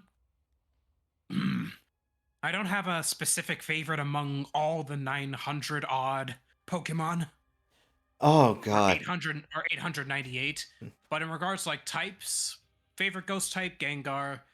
Favorite, let's see, favorite, I think it's like rock or favorite rock or ground type, Golurk. Ah.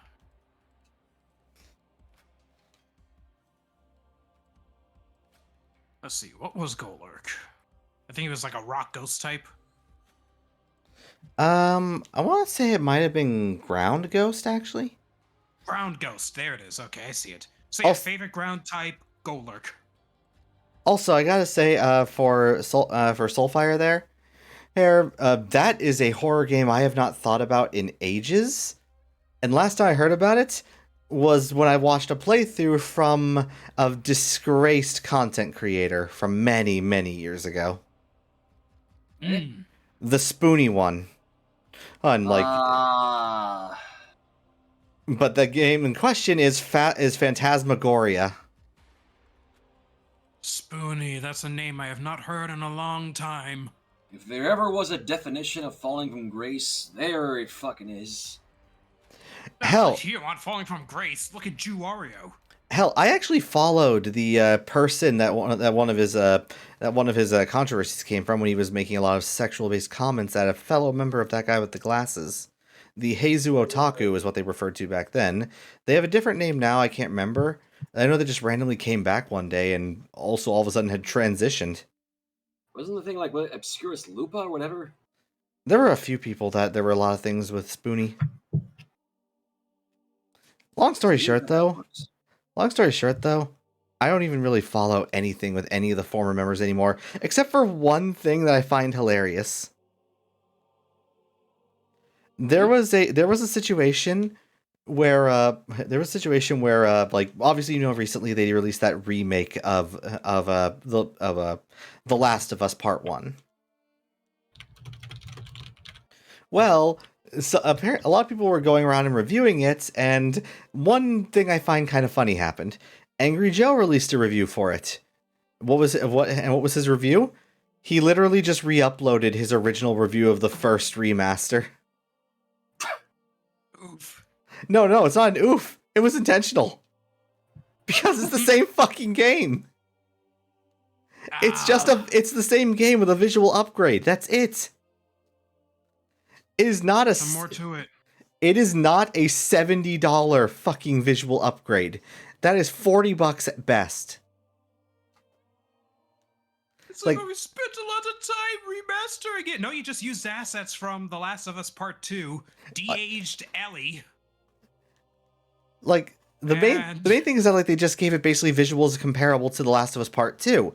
But here's another reason why I'm not buying that game.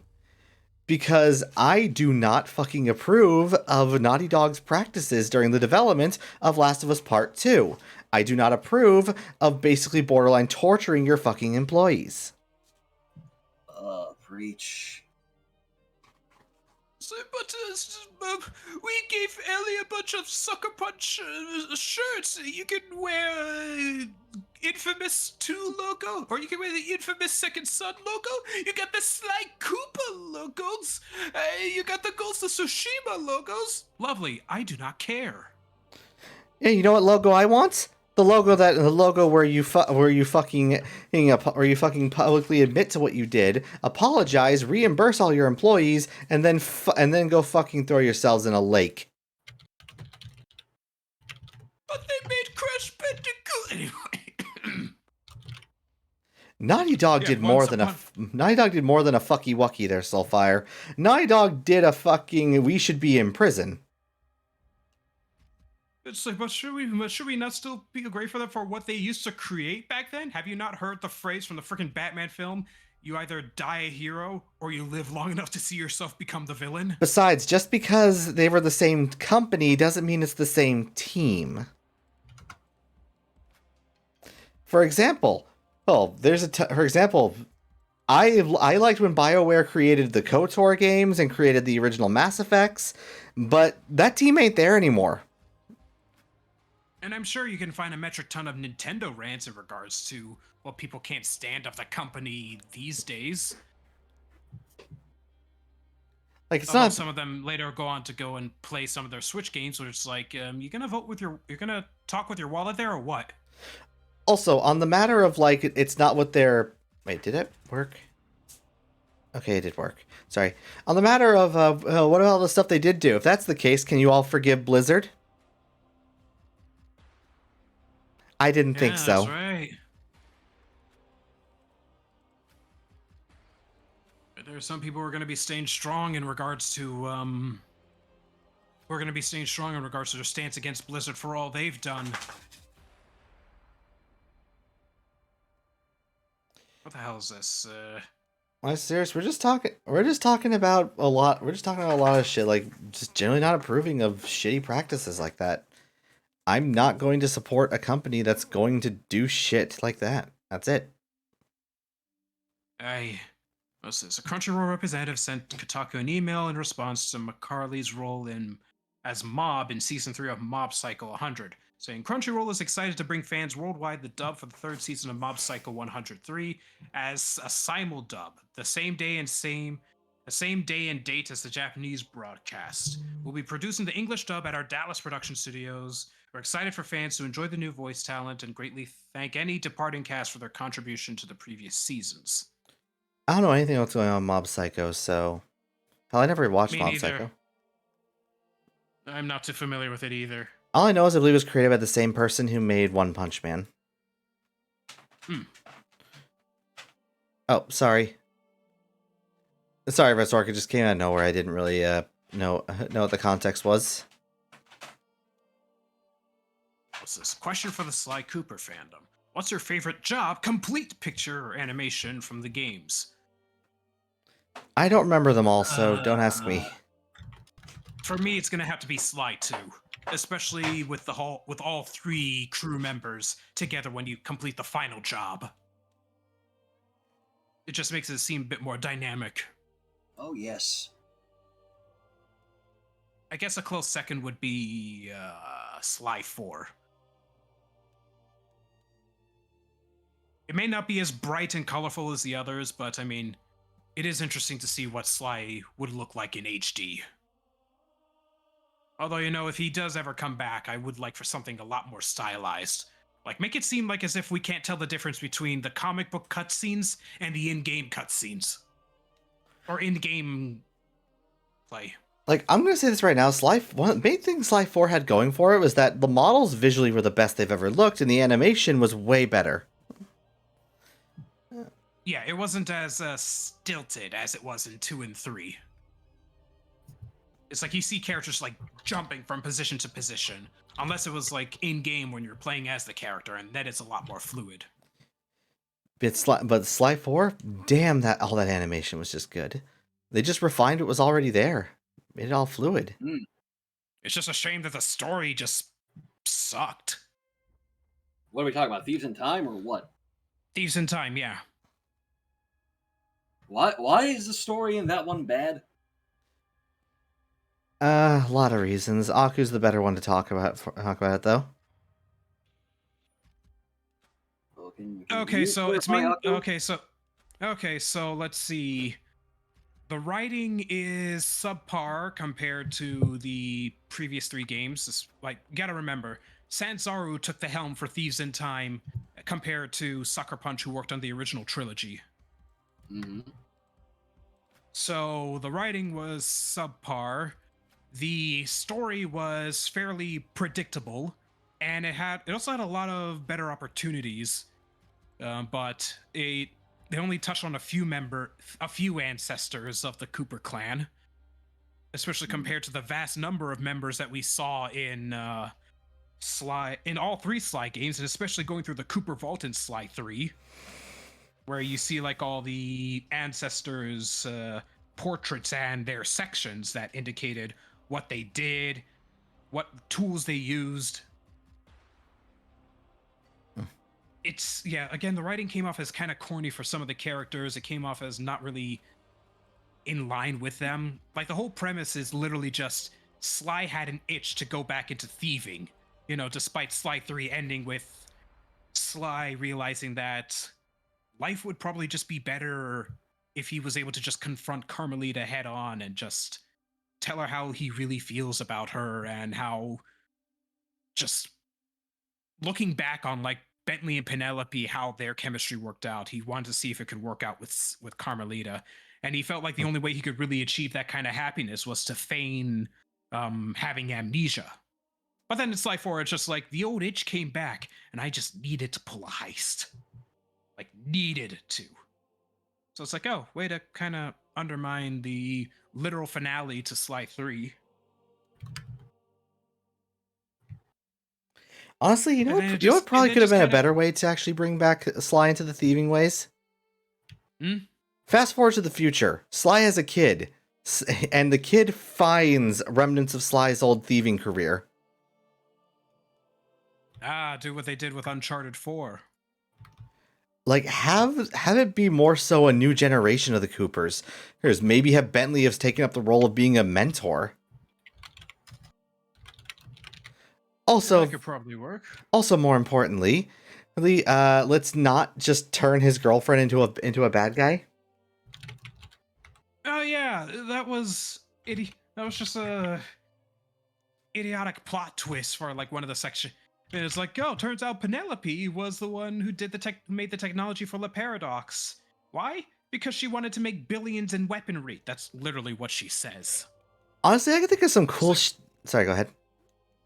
It's just like, there was no hint of that in Sly 3, that she had any ulterior motives. Oh, but she was the Black Baron in that one level in Poland. Yeah, because there was an age limit that she wanted to bypass. And if anything, it wasn't because she was evil. She just wanted to compete.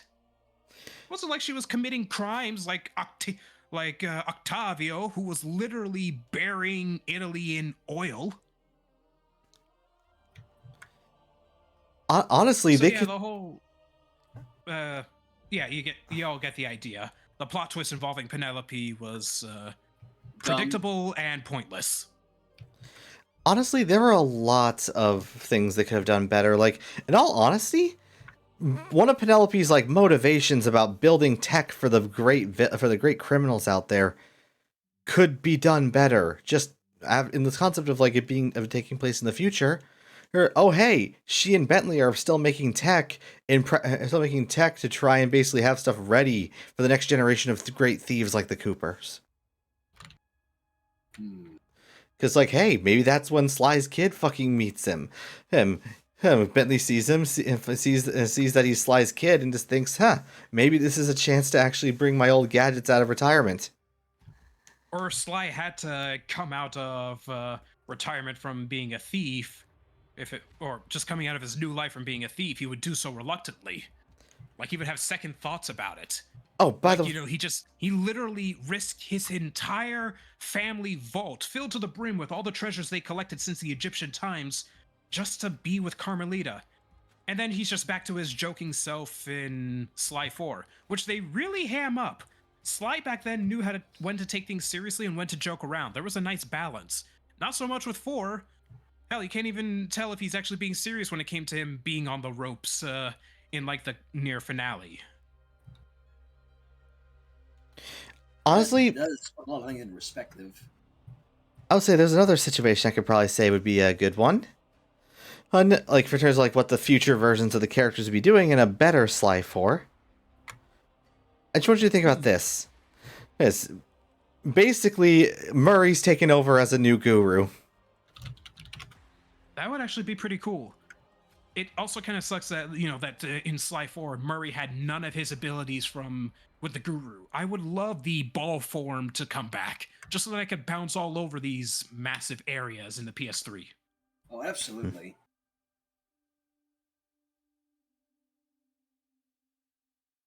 I mean, yeah, we got a few nice short memes here and there, like, I believe the time is now from Sir Galeth and stuff. Also, Aisha saying, reluctant like a blackmail hostage setup? What? I would say like might be why he has to come out of retirement. Like, hey, maybe we can pull the kid scenario in there. Here, a kid gets an old rival, an old enemy of Sly's comes back, kidnaps his kid, and he has to do it reluctantly. Maybe Carmelita doesn't know and thinks he's actually turning back. That would be a potential plot point. I know that there was someone who was like trying to do like a Sly 4 of their own, like with full-on animations, and it even showed like Bentley wearing those leg supporters that Rhodey was wearing in the MCU after he crashed in Civil War? I think it's been a while. Well, yeah, he had like leg harnesses that were attached to his legs so that he could walk again. Like Bentley was basically wearing that on his legs so that he could walk. Why does Murray as the Guru give me Sly X Persona 5 vibes? Good question. Yeah, but yeah, the characters really got botched up here. It's like, okay, it's like Sly doesn't know when to stop joking around. Bentley is just sick of Sly's shit. Murray can't stop talking about food. Carmelita is literally hitting on Sly's ancestors just to make him jealous. Genuine question to think about. Actually, now that I've really had a moment to sit down and think about it. Eh? Speaking of like things from the previous Sly games, why the heck did they not try and contact any of the rest of the Cooper gang? Oh, well, Dimitri, they were just like, oh yeah, you need to hold on to the Thieves Raccoonus. Yeah, but at the same time, like, didn't they have like a decently sized crew? Who? Panda King went on to live with his daughter now that she was free from General Sal's clutches. Chicken wanted to fuck a panda. Oh god, there's just some things in that level that you can't really get away with nowadays. It's just, once our bloodlines cross, it shall be glorious. The Panda King in his time was great. With the sound name, a new generation will rise. Sly just saying, but she doesn't want to marry you. Then Sal dropping, she's a woman. She can't know up from down. Once I convinced her father to take up meditation, she was right for the picking. Yeah, even Sly was like, I met a lot of bad guys in my time, but you are the worst. Also, yeah, big oof there from Soulfire. But like, I'm gonna say this right now. Now, what's probably the best thing about Sly 3? Sly's whole fucking struggle with actually accepting that he needs Panda King on the team. Yeah, that was a awesome arc on its own. Just, yeah, you have one of the members of the Fiendish Five who killed your father, and Bentley is like, no, we need his demolitions expert skills to do this job for the sake of your vault. And Yep, Sly was there. being royally pissed off at this idea. It's understandable. I mean, yeah, you don't just casually hire the guy who killed your dad. Exactly. Also, the Rocket Knight, Sao X Panda Kid, kill me, I'm in constant pain. Yeah, we don't need a chicken and a panda crossover. I mean, at the very least, with Sly and Carmelita, they're at least fairly similar species. Yeah, they're in the canine family. I think the raccoon is in the canine family. I know the fox is. I really don't know where raccoons are in what family they're part of. Who joined in? That's a good Google question. Hey, Ricto. Oh, Ricto, if you want to Hi, Google, Ricto. if you want to Google what family the can is in, the raccoon is in. Well, I currently am fighting off robots again. Fair enough. Wave 666. Yeah, get my Okay, initial okay, now fight. I'm curious. I'm gonna Google that. What? Oh yeah, I keep kind of forgetting that Tanukis are an actual thing that still exists today. Yeah. Okay, this doesn't really help. Wait. Common raccoon dog, Canidae.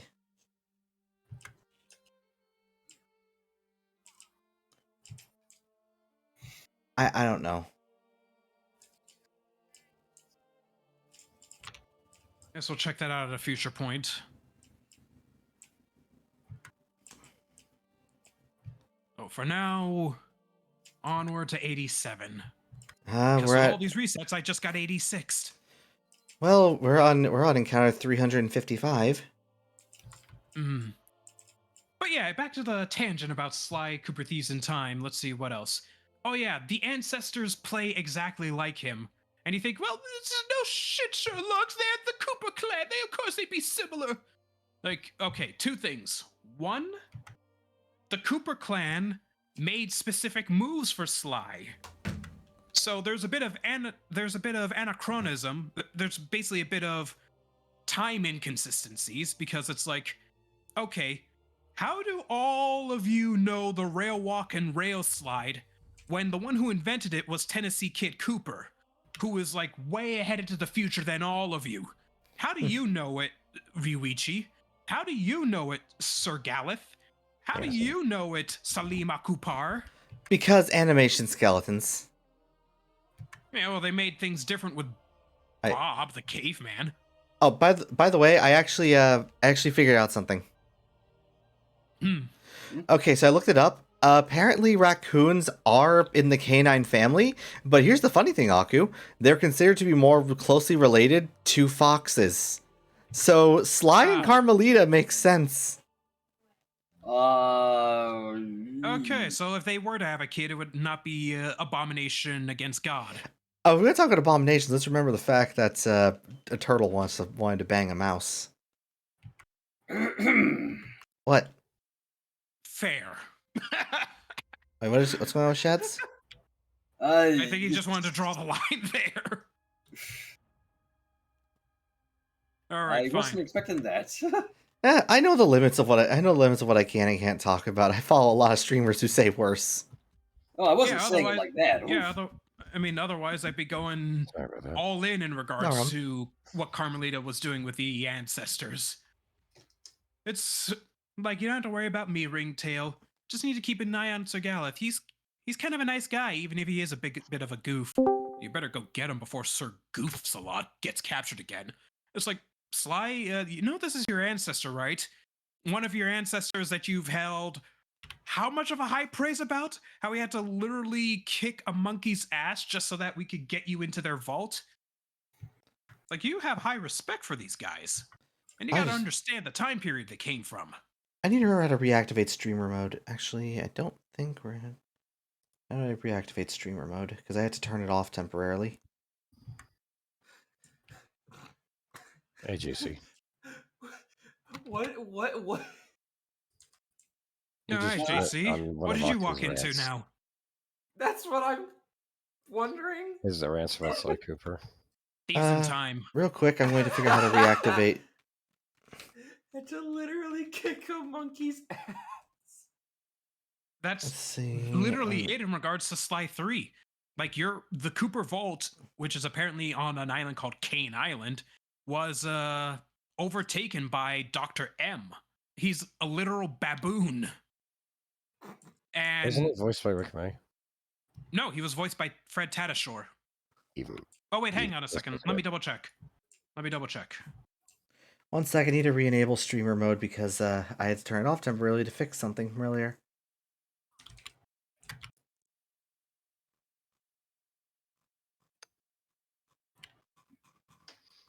Demo Night TF2. Demo Night Demo Night TF2. TF2. Demo Night TF2. TF2. And I said I'll talk MDM. about it, okay? Please stop.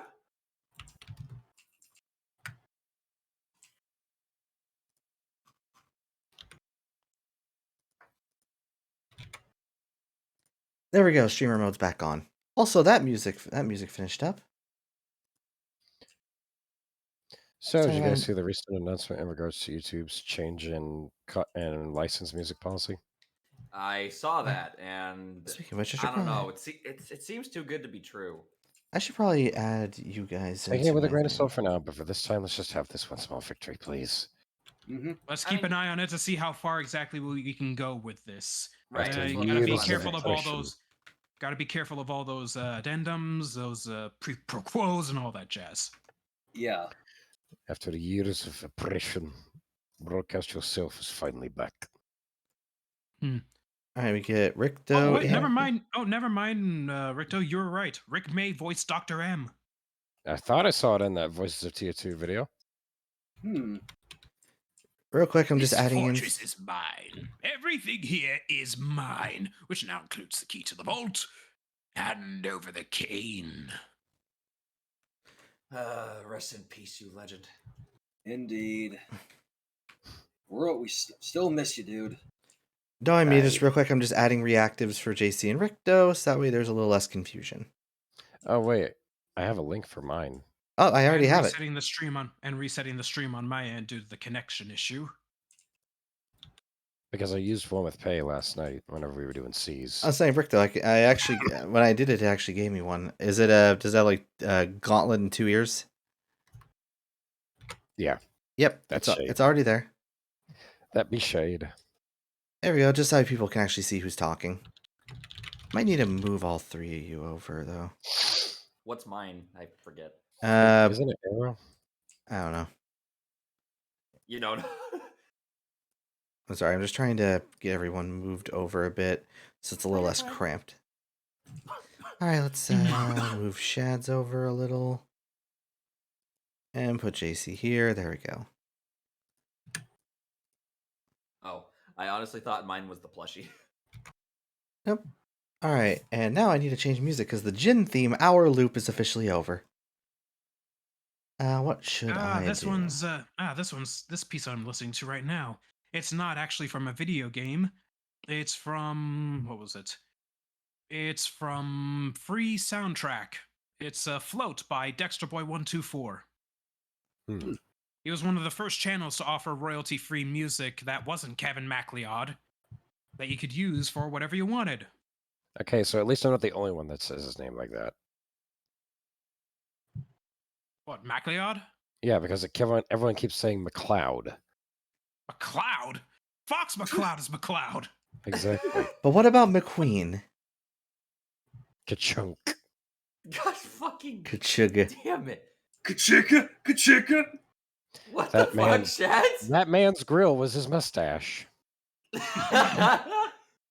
Oh God, I really don't know what song to pick next. Pick a song, any song. I am trying, thank you. You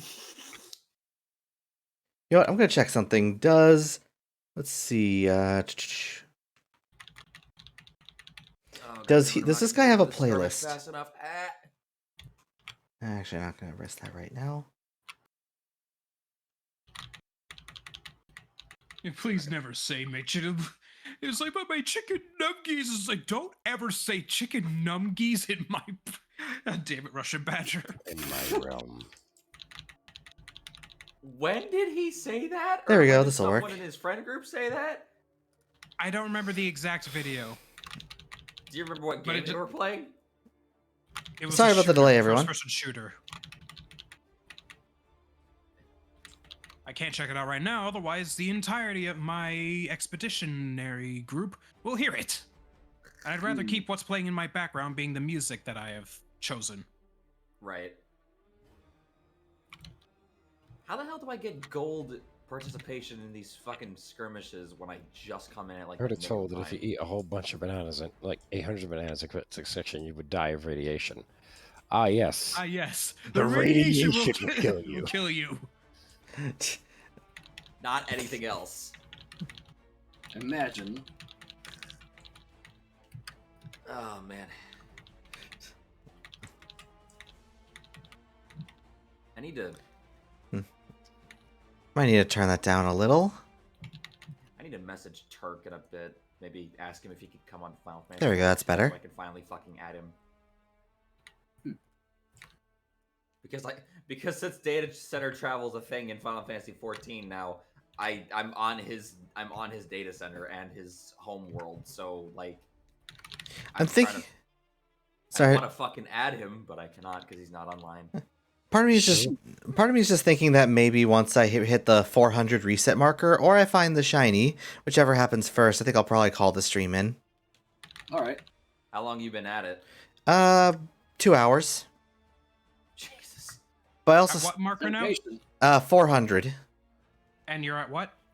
358 right now. Ah. I think probably if I were to hit maybe 200-ish, that's what I'll probably call it off. We'll see what happens. I'm hoping I find the shiny, preferably before 400, but I know the likelihood of that is minimal. Aye. As I've compared it to, despite the fact there is an exact number of what the odds are, you could roll it. You could roll you could roll that exact number and still never find the shiny. Because just because the odds are like that doesn't mean it will happen in those chances. For example, I could flip a coin 500 times, and technically it could land on heads all 500 times. The likelihood is small, but it's still possible. No, Mel. Hmm? If you want my honest opinion, you'd have an easier time finding Invincible in WoW. No, that is a longer hunt than you think. Wait, what? Hunting for Invincible in WoW is one of the most arduous things out there because it's a raid. I can only hunt that so many times a week on individual characters, and then I have to wait a week. I'm sorry, Invincible? Invincible is a mount in World of Warcraft. He drops off the Lich King.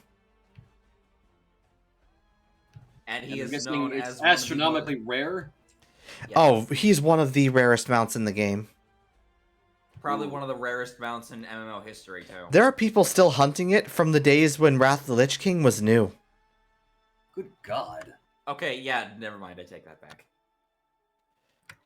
Let's see, in Splatoon 3, next time you blow out the salmon, just remember they like it. Just so long, I'm going to do the common courtesy to give them a side of butter afterward. What? Zahaxorus Twitch 19 in my chat said that. That's a hell of a thing to decipher. Honestly, there is some crazy shit that's happened in story mode, and I can now freely talk about it, but not right now because there are people here who care. Yeah. Thank you. Appreciate it. Exactly. I saw a copy of it on my visit to Target, and I'm thinking, should I do it now or wait till my birthday? Now or birthday? Soulfire says hello, JC. Hi, Soul. Playing Guild Wars 2, speaking of mounts, every time trying to get sky scale in the game, everyone that's you know what. Honestly, I used to be part of the mount hunting scene in WoW. I did manage to get a hold of one of the rarer mounts in the game. I had the Time Lost Proto Drake. How the hell do you get that one again? JC, you're a bit quiet. What'd you say? How the hell do you get that one again? You have to find the Time Lost Proto Drake who randomly spawns out in the world and kill him. Ah. And the thing is, he has a very long respawn timer. Define very long. I want to say probably over a day. Christ. And even then, he might not. And even then, you don't know how long it's been since he was last killed. And he also can patrol one of 3 locations. So yeah, have fun. There is a I know there's soldier in my team that's named the Soviet Union, and he's soldier. Well, there's a certain mount in Final Fantasy 14 that has a fucking respawn timer of 32 hours. Yeah, that's a common WoW mount respawn timer. And Yeah, I had a bit of a connection issue, Danny, but we are back. yeah, the thing with the mount I'm talking about, you have to kill it multiple times just to get the mount. Yeah, Polinga, I get the time lost pro Drake is probably not as rare as it used to be. At the time, it was.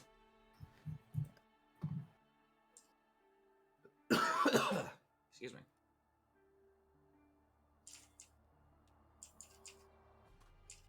Oh god, I Fucking remember. realized I was out of This was, cartridges. I remember this was on Etsy, which is actually very nice. The Cooper Kane for $200, but it's a very nice recreation. Oh yeah, I forgot. Not Like, sorry, not like any of sorry, us it's get been a that, long time, Polinga. It's not like any of us will be able to get that fancy replica that Sucker Punch got. Seriously, Sony, if you have a PlayStation Store for merchandise, for the love of God, make a replica of that. Yeah, Polinga, I actually forgot that we were both in that together. It's been a long time. Oh, it's like mowing the lawn of flesh with my Islander. Yeah. Honestly, I wish that I could, in good faith, give Blizzard money right now, but I can't. Not with everything they're doing, because holy fuck, it sucks. Because, like, in all honesty, I'm interested in that new race they're adding, the Drekthir. Hmm. I want to be a bipedal dragon. Hmm. I mean, I am, but I could be one in a video game too. Oh, Oh, just joined. Highlight. I'll highlight. Hey, Light. Highlight. Hey, Light, guess what forgot I'm about trying to this. do right now? Are you trying to hunt for Ixion again? No, Or- I already have him. Okay, I also heard on stream because I was listening in, so yeah, I know what you were doing. Hmm. I'm doing the Alright. Bojin Southern Front stuff. This may be attempt. I think this is attempt number 100. Will it finally be a shiny? Oh, so Soulfire says highlight, Also, hey, No, it and was let's get Lights reactive in here too. not. And we've reached 100 for whatever it's worth. Hooray! Hooray! See, there are let's see. The grillers in Salmon Run are messed up. The four salmonids piloting them are actually cooking themselves alive, and they even put vegetables inside the chamber with them to add flavor. don't get me started on grillers. I really hate those. We all do. Especially in Salmon. You think those are bad? Try the glowflies. If your team doesn't Oh, know how to doesn't no, know how no, to no. bottleneck Those an are just area- those are even worse. Especially if if your they team all doesn't know how charge. to if your team doesn't know how to bottleneck, then you're boned. Yeah, I know that feeling. And this is why I usually play Salmon Run with a full team of friends. Yeah. Because even when it was me and a friend and only two randoms, we had a lot of situations we were getting our asses kicked because people didn't know what the fuck they were doing. That sounds Remember particularly when I unpleasant. posted that video on Twitter of me just like barely fucking managing to finish a salmon run by like the skin of my teeth because I was just rushing putting in the golden eggs. I still want to beat the Kohozuna. Same here. Had plenty of opportunities, but I haven't beaten the gigantic ass toss pocket yet. Same. Toss bucket. I've only fought him like 3 times. I've fought him a couple times and I've beaten him twice, but the last time I did, someone DC'd, so we managed to kill it with 3 people, which is weird. But it is really difficult. So because especially if you get higher up to like professional and then maybe the executive levels, yeah, good luck with that. Yeah, well, I just haven't been playing a lot. Like, I'll be blunt. I got to level 4, so I could actually be able to do Salmon Run and such, but I kinda just mainly had been playing story mode. I'm just kind of more interested in story mode than the PvP. I've had Yeah. my jollies with it on stream, and I hope everyone else who will eventually get the game in the future will have their jollies. Same.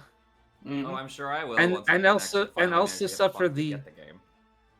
And also suffer the secret level once they clear the story and everything else. Hopefully, Oh. I will be able Yeah, to. I'm not saying anything because I know that there's some people that do care, and I know probably Richter does not have the game, and some people probably haven't finished. So I'm not going into detail. It's not even like No. worth it. Thank you, but no. But hopefully, by the time I get it, my streaming thing will be going, so I won't have that dilemma of should I play it now or wait till I stream? Play it now or so stream? Honestly, got I a knew full I was list of that right now. I knew I was likely going to potentially run into spoilers, so I just chose to do story mode on my own time. Also, 369. Let's see if this gives us it. Lucky number. There's a 69 involved. Is a 69 and it's also all multiples of 3. 3, 6, 9, 12, 15, 18, 21, 22, Headset, I am not 27. ready. I am 30. not ready to turn in. Your headset started beeping. Yes. I'm glad I recharged Actually, it's mine a lot more yesterday. No, beep beep. I recharge mine every night. Oh, by the way, I almost forgot. Aku. Eh? Genuine question I have about hunting for that model. Is there anything wrong with us just trying every single version and hoping we get it right? That is incredibly repetitive. It could work, but incredibly repetitive. Yeah, well, in the end, I'm the one actually doing it, so I was wondering, is it an option? Yes, but you'd have to. I'd recommend like copying the folder path of the game, just to have it at the ready, because you're gonna need to input it every single time. I know the folder path by heart anyway, so. Oh. I mean, just fuck have it me. copy and pasted, so that way in like a text file, so that way you could just copy and paste the text, or save it to your favorites, or save it to your quick access on your window panel, whatever. In other words, whatever it takes, jot it down. I'll Basically, keep doing my research on my end. because like if we can figure it out and finally get that model, that's going to be a massive step forward for something. Inkling Zero, 10 months, resubscribed. Thank you generously. Let's get to that year, eh? By the way, since I am saying I'm going to bring the stream to an end after another 29 resets or the shiny, I figure I bring up what we're gonna do on Thursday's stream, because I will be doing the Thursday and Friday streams still. So Thursday's stream, we're gonna go back to Psychonauts 2 some more. I've actually been doing a playthrough on the side on my own, because I haven't played the game in over a year, so I wanted to give myself a refresher course. As for Friday, I don't know. We'll see what happens. I should really start planning things for Freeform Friday more. Maybe I'll do a Teamfight Tactics stream. Team fight tactics. You know, as much as I've been getting back into the League a little bit lately thanks to Pay, I've never played Team Fight Tactics. I It's- played it once or twice. I fucking sucked at it. Oh, trust me, you're gonna suck no matter what. I've only won like 2 times. Although technically winning is just getting 4th place. I've technically done that plenty of times, but in terms of getting 1st place, 2 or 3 times at most. But honestly, I find it way more relaxing than playing actual League of Legends. Right. Because there I don't have a whiny ADC complaining about everything I do. Let's see. I see that you've gone to use a reactor for Whoa, Twitch whoa, streaming what the as fuck? well. Why am I so at least fast? for your, at least for your I'm friend, zooming. Zaku. Well, Fast you know, this fuck, expeditioner boy. would like to try out new things, and I would like to have one custom of my own, but I'd rather it so that if I were to talk, it would actually be the mouth would be bobbing up and down, similar to an actual Star Fox character. Well, as I said, that is an option you can consider. Heck, if you want, you can just take photos of your Gmod avatar. Yeah, it's just a matter of if I could get it to animate as opposed to just going from frame 1 to frame 2 and then staying on frame 2 until I shut up. There is a way. You'll just need to get an animated GIF as the open mouth sprite rather than just an open mouth. Okay, I because- see what you... Because people have So had they can- animated avatars in this program, but they need to be GIFs that are animated. Mm-hmm. Trust me when I say this, I've seen plenty of people who do it. Holy fuck, we're melting this thing. I should consider potentially something like that. Well, at least you got something for now. Well, it's been only when I'm with everyone else. It hasn't been for my stuff. Fair enough. I'm hoping to eventually get my model rigged. Hopefully I'll have a job. Oh, Inkling Zero, thank you for following and welcome to the Azure Order. The user was wondering where you were streaming, so... Oh, that's something you can actually do with Stream Elements. And Aku, if you set it up with your stream, you can put a command in to basically give a shout out to people. So if you know their username, you can like say for my server, I type in fact, real quick, your name is just Akuago on Twitch, right? It's Akuago220. Akuago 220.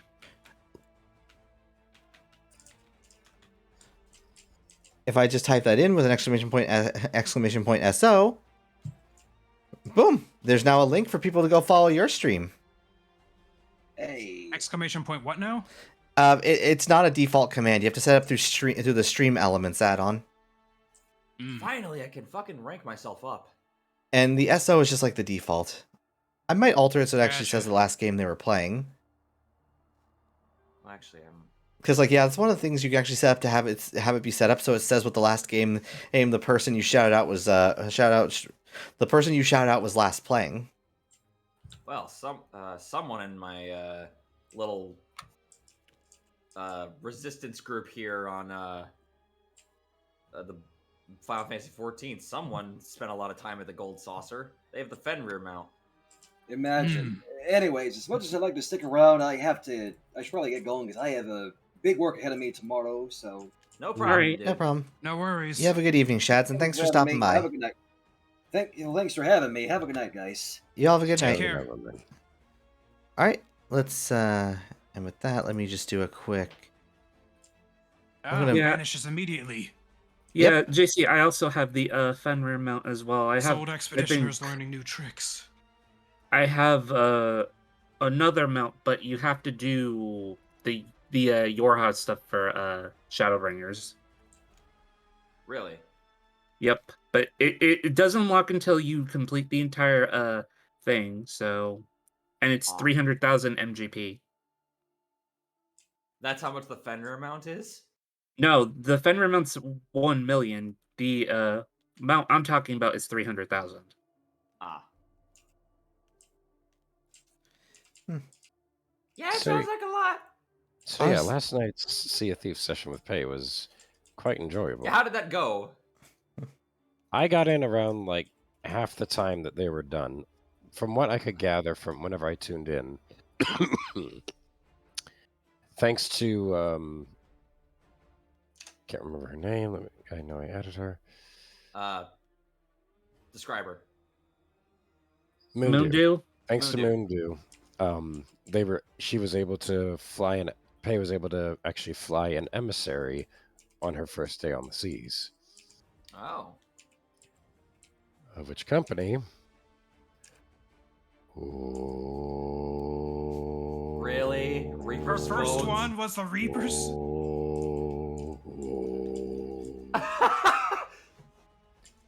You know, why does that not surprise me? Well, Moondew is a Reaper. And they freaking went after a skeleton galleon, sunk that, but they were getting attacked by a Crescent Queen after that, sunk to that. Then they went after a Skull Fort, and then claimed that, and by the time they were selling, I joined in. We raised another Reapers. We're headed for the Ashen Lord. Then we saw a merchant emissary. We decided to go for them. They kept maneuvering around some rocks, so we couldn't get them. But the Ashen Lord just got finished. we saw an order of Soul Sloop. Target acquired. Oh no. Rocket Knight in my chat. Pay join the dark side. Be afraid. Be very afraid. Oh, yes. And so we gave chase to them. They kept, like, moving and grooving with us, but they didn't expect one thing. They still had, Pei and her crew still had their stronghold keg. Ah, fuck. Did I put a point in? Ah, whatever. my lord. So whenever the sloop tried to run away, they ended up crashing on the island. Then I decided to take that to my advantage. They turn around, sneak underwater, boom. Oh my god. Took both of them out with me and sunk the sloop. You evil Nice. fucking bastard. Reaper 3, and they left all the Ashen Lord treasure on the shore. So, since they won't be needing these anymore. Might as well put it to good use. So, we sailed our prideful Reaper 3 flag over to the Reaper's hideout, and the servant was most pleased with our efforts. Oh my god, man. You're fucking evil. She doesn't know yet about his true identity. Ooh. But I'm going to give it a slow boil, because she didn't really play the Maiden Voyage. So, because Moondew threw her in, like, here, play. It's like, all right, and then That sounds we'll like wait. something Moondew would do. Yeah, we're like, all right, we'll wait until she plays the friggin' Maiden Voyage to get her started with the story.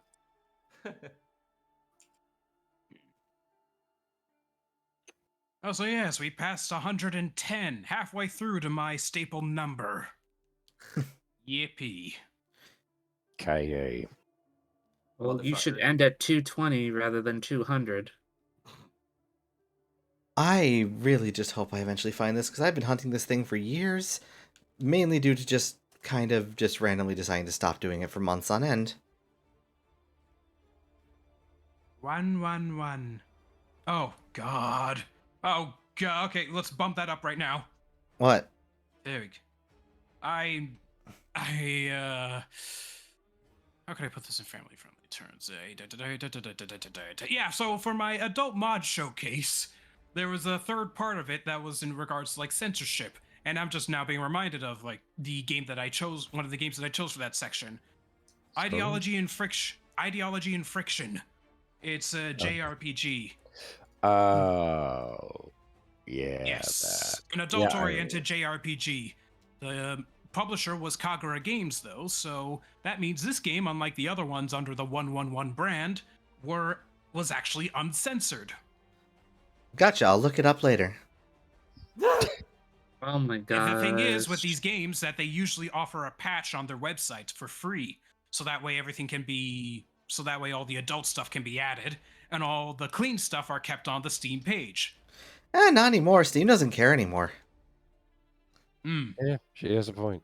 I mean, there used to... back then it Lord, was- this fucking boss. Like, sucks. I'll say this right now. You have to get a mod. You have to get like an officially licensed mod from HuniePop's devs to uncensor the first HuniePop. But HuniePop 2 is completely uncensored. Heck, you can actually choose to censor it if you want to.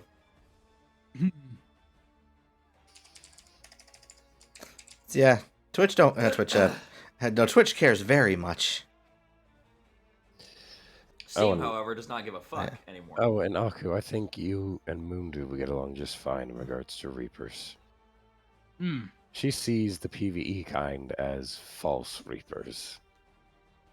Oh my god. Sorry, it's just I was like I really am looking into like certain katanas, and now after beating Ghost of Tsushima, I really want the katana sword, the katana and the Tato sword from Ghost of Tsushima, the default one from Jin Sakai. There is a true katana website that actually has both sets for what was it? They have it on sale for like $370. Honestly, there was a sword I almost bought once at a convention many years ago. I almost bought Kenshin's reversed blade sword. What? Let's see. The reverse blade sword. Have you never seen Rurouni Kenshin?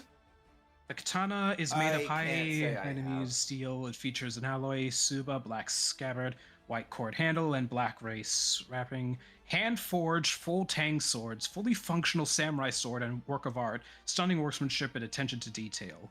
Expertly handmade by seasoned swordsmith using proven centuries-old technique. The sword, stand, and holder is not included. Basically, JC, Rurouni Kenshin's like a fairly old anime at this point. Not super old, but definitely old at this point. And the reverse blade sword is a blade that basically was made with the flat edge on the wrong side, or rather on the opposite side from where it normally is. It's a sword that's meant to not be able to kill anyone. Ah. And it belonged to the main character Kenshin, who was a former samurai. Well, he still is a samurai, but he used to basically be a samurai who killed, but gave up that life long ago. Okay.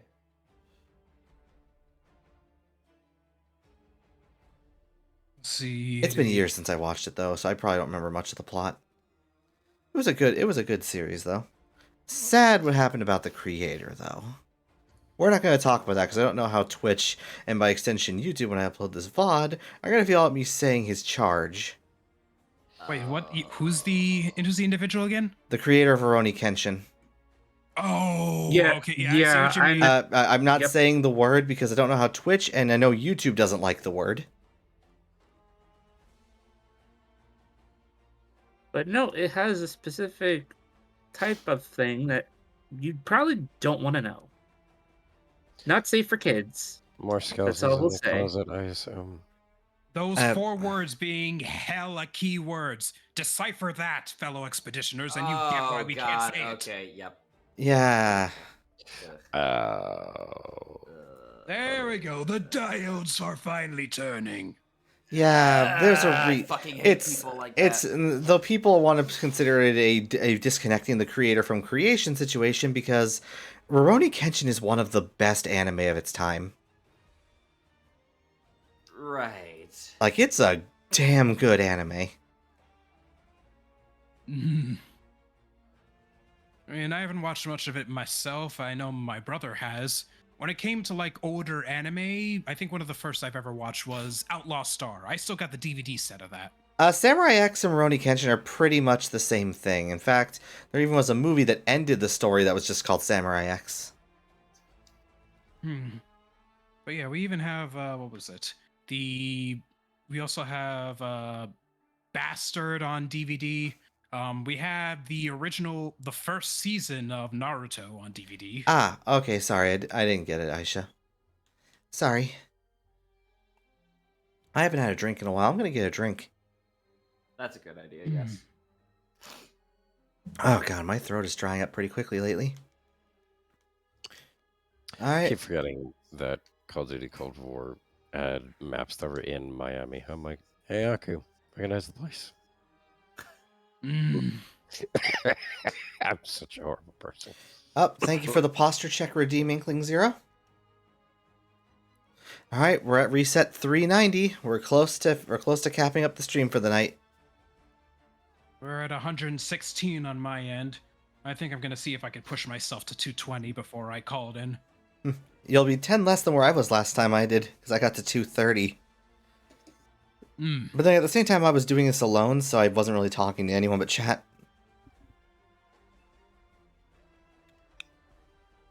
I mean, I do like these dual streams in regards to us having the same goal. At the very least, we could bounce off of each other.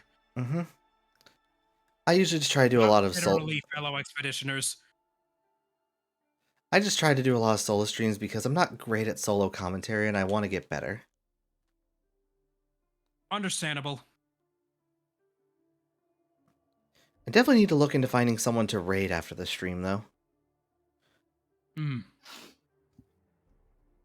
partner was thinking about raiding you, but at the same time it feels kind of redundant since I'm already here with you. I'll leave the choice up to you and you alone. I'm just gonna see who's streaming right now, the people I do follow, because I've been trying to, like, at the very least raid a new person every time, so that way I can kind of maybe expand out horizons of maybe getting to meet some new people. Heck, I actually had a bit of a very small chat with one of the people I previously raided on a previous stream. Very, very brief conversation, but we basically just both complimented each other's avatars. No. That's good. It was me and Prism. Hmm. Prism's a cutie. I I love her. I try to avoid those with like extremely large bases already. It's like, what will my contribution do compared to their armada? I'm gonna say this right now. The ones who are nice about it, they are perfectly fine with any size of people coming in because they're just grateful that you consider their content worth bringing your community in. Yes. Hmm. Mm. Heck, there was one point where a streamer I rated, he had a had a decently large amount of people in his stream. I rated him, and he actually was more upset that his alert didn't go off when I rated. Oh. Oof. Like he doesn't have his set up to go off when only like large numbers go in. He just has it set to go off when someone raids. So he felt bad about that, apologized, and like just thanked me for bringing my community into his. I'll just name drop him. Cabal's a nice guy. Hey. Nice. I've rated a few people. Oh, I've rated Cabal, Prism, Spite. Tricky was my first raid. Although Tricky's on vacation now, I can't really raid her. Right. Did But you know yeah. that Transformers Armada had a video game? Not surprising. I do remember that they had one.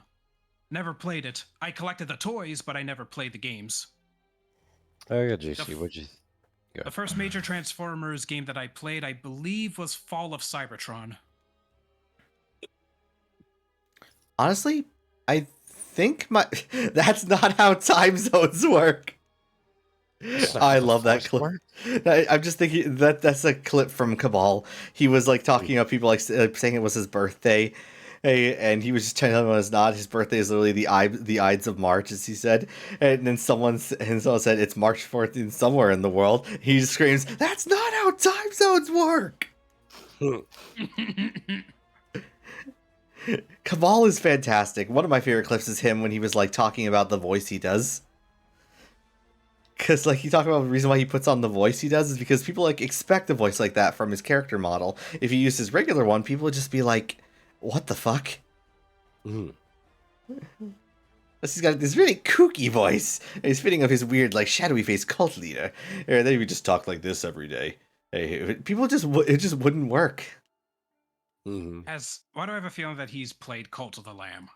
Oh, he has. That's definitely one of the streams he's done over the last like month. A lot of people have done it. Heck, freaking Red Claw, another person I rated at one point. He actually has a variant of his model set up that's wearing the crown, even has glowing white eyes for it. And it's the version of his model that's based on the baby from Dinosaurs. Red stuff. Why do I know that name? Red Claw? Oh, I thought you said Red Spa. No, I said Red Claw, sorry. Yeah, Red Claw is a T-Rex VTuber I follow. Oh, I know the one now. Yep. Red Claw's awesome. We actually had a discussion about D&D alignments when I was in his chat for that stream. Nice. We basically discussed that as you're here, I am definitely lawful evil. Like, I am definitely not doing good things, but I believe I'm doing them for a good cause. So yeah, lawful evil.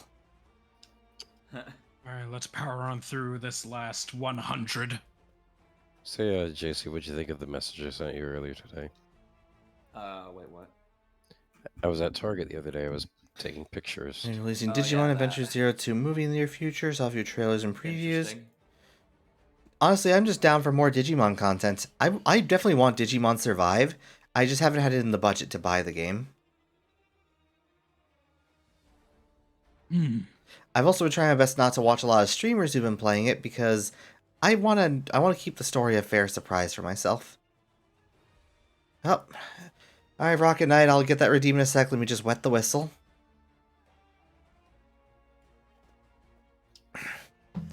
Also, let me mute on Discord so that way you guys don't have to hear that. Alright, Rocket Knight, for you. And I'm back. Sorry, everyone. You're fine. I might at some point in the future make that redeem a little more expensive. Make it feel like you gotta work for it.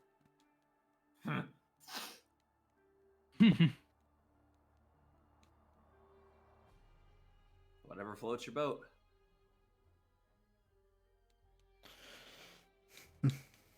Oh yeah, those new League of Legends skins got shown off today. Hey, the new Spirit Blossom event skins.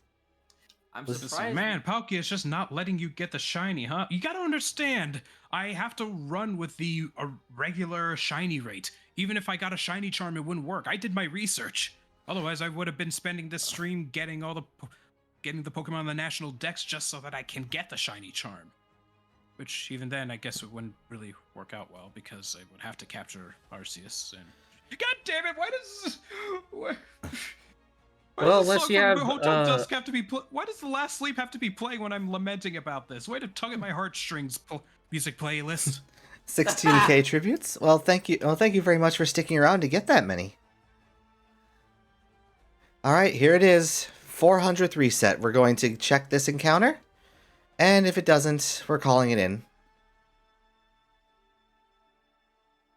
God, 400. Technically speaking, this is only about like 1/10 of the odds. Actually, not 1/10. I think this is 1% of the odds. No, actually, no. This is 10. This is 10%. 40 would be 1%.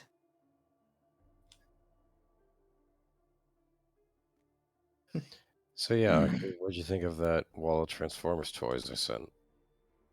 I'm guessing that was at a Walmart or something. Come on, Target. give us a blue boy. Yeah.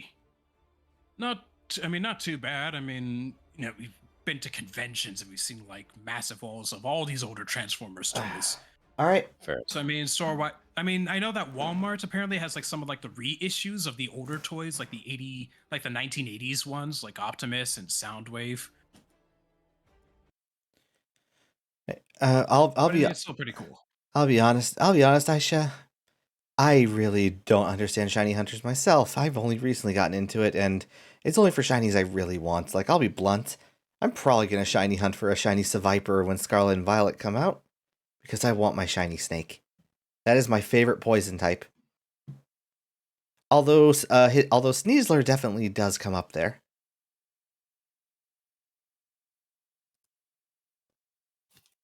Anyway, that's my 400th attempt, and yeah, pretty much that's it.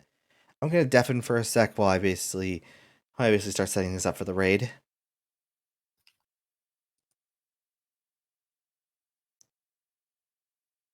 Alright, everyone. Thank you all for joining me here tonight for the stream. Unfortunately, we didn't find the shiny Regigigas, but hey, at least we had some fun on the way. I might stick around for a little bit longer in Aku's stream, but I won't be streaming myself anymore. But for now, let's find us someone to raid. I'm going to take a quick browse through who I'm following and see who is currently streaming.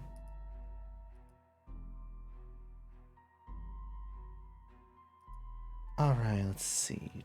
Maybe.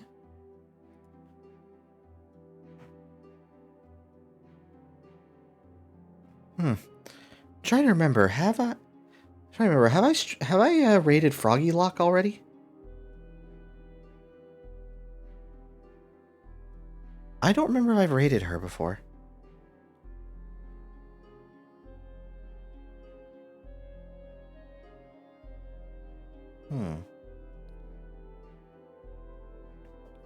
It's a toss-up between Froggy or Lanny, I'm thinking. Lanny Pator, specifically.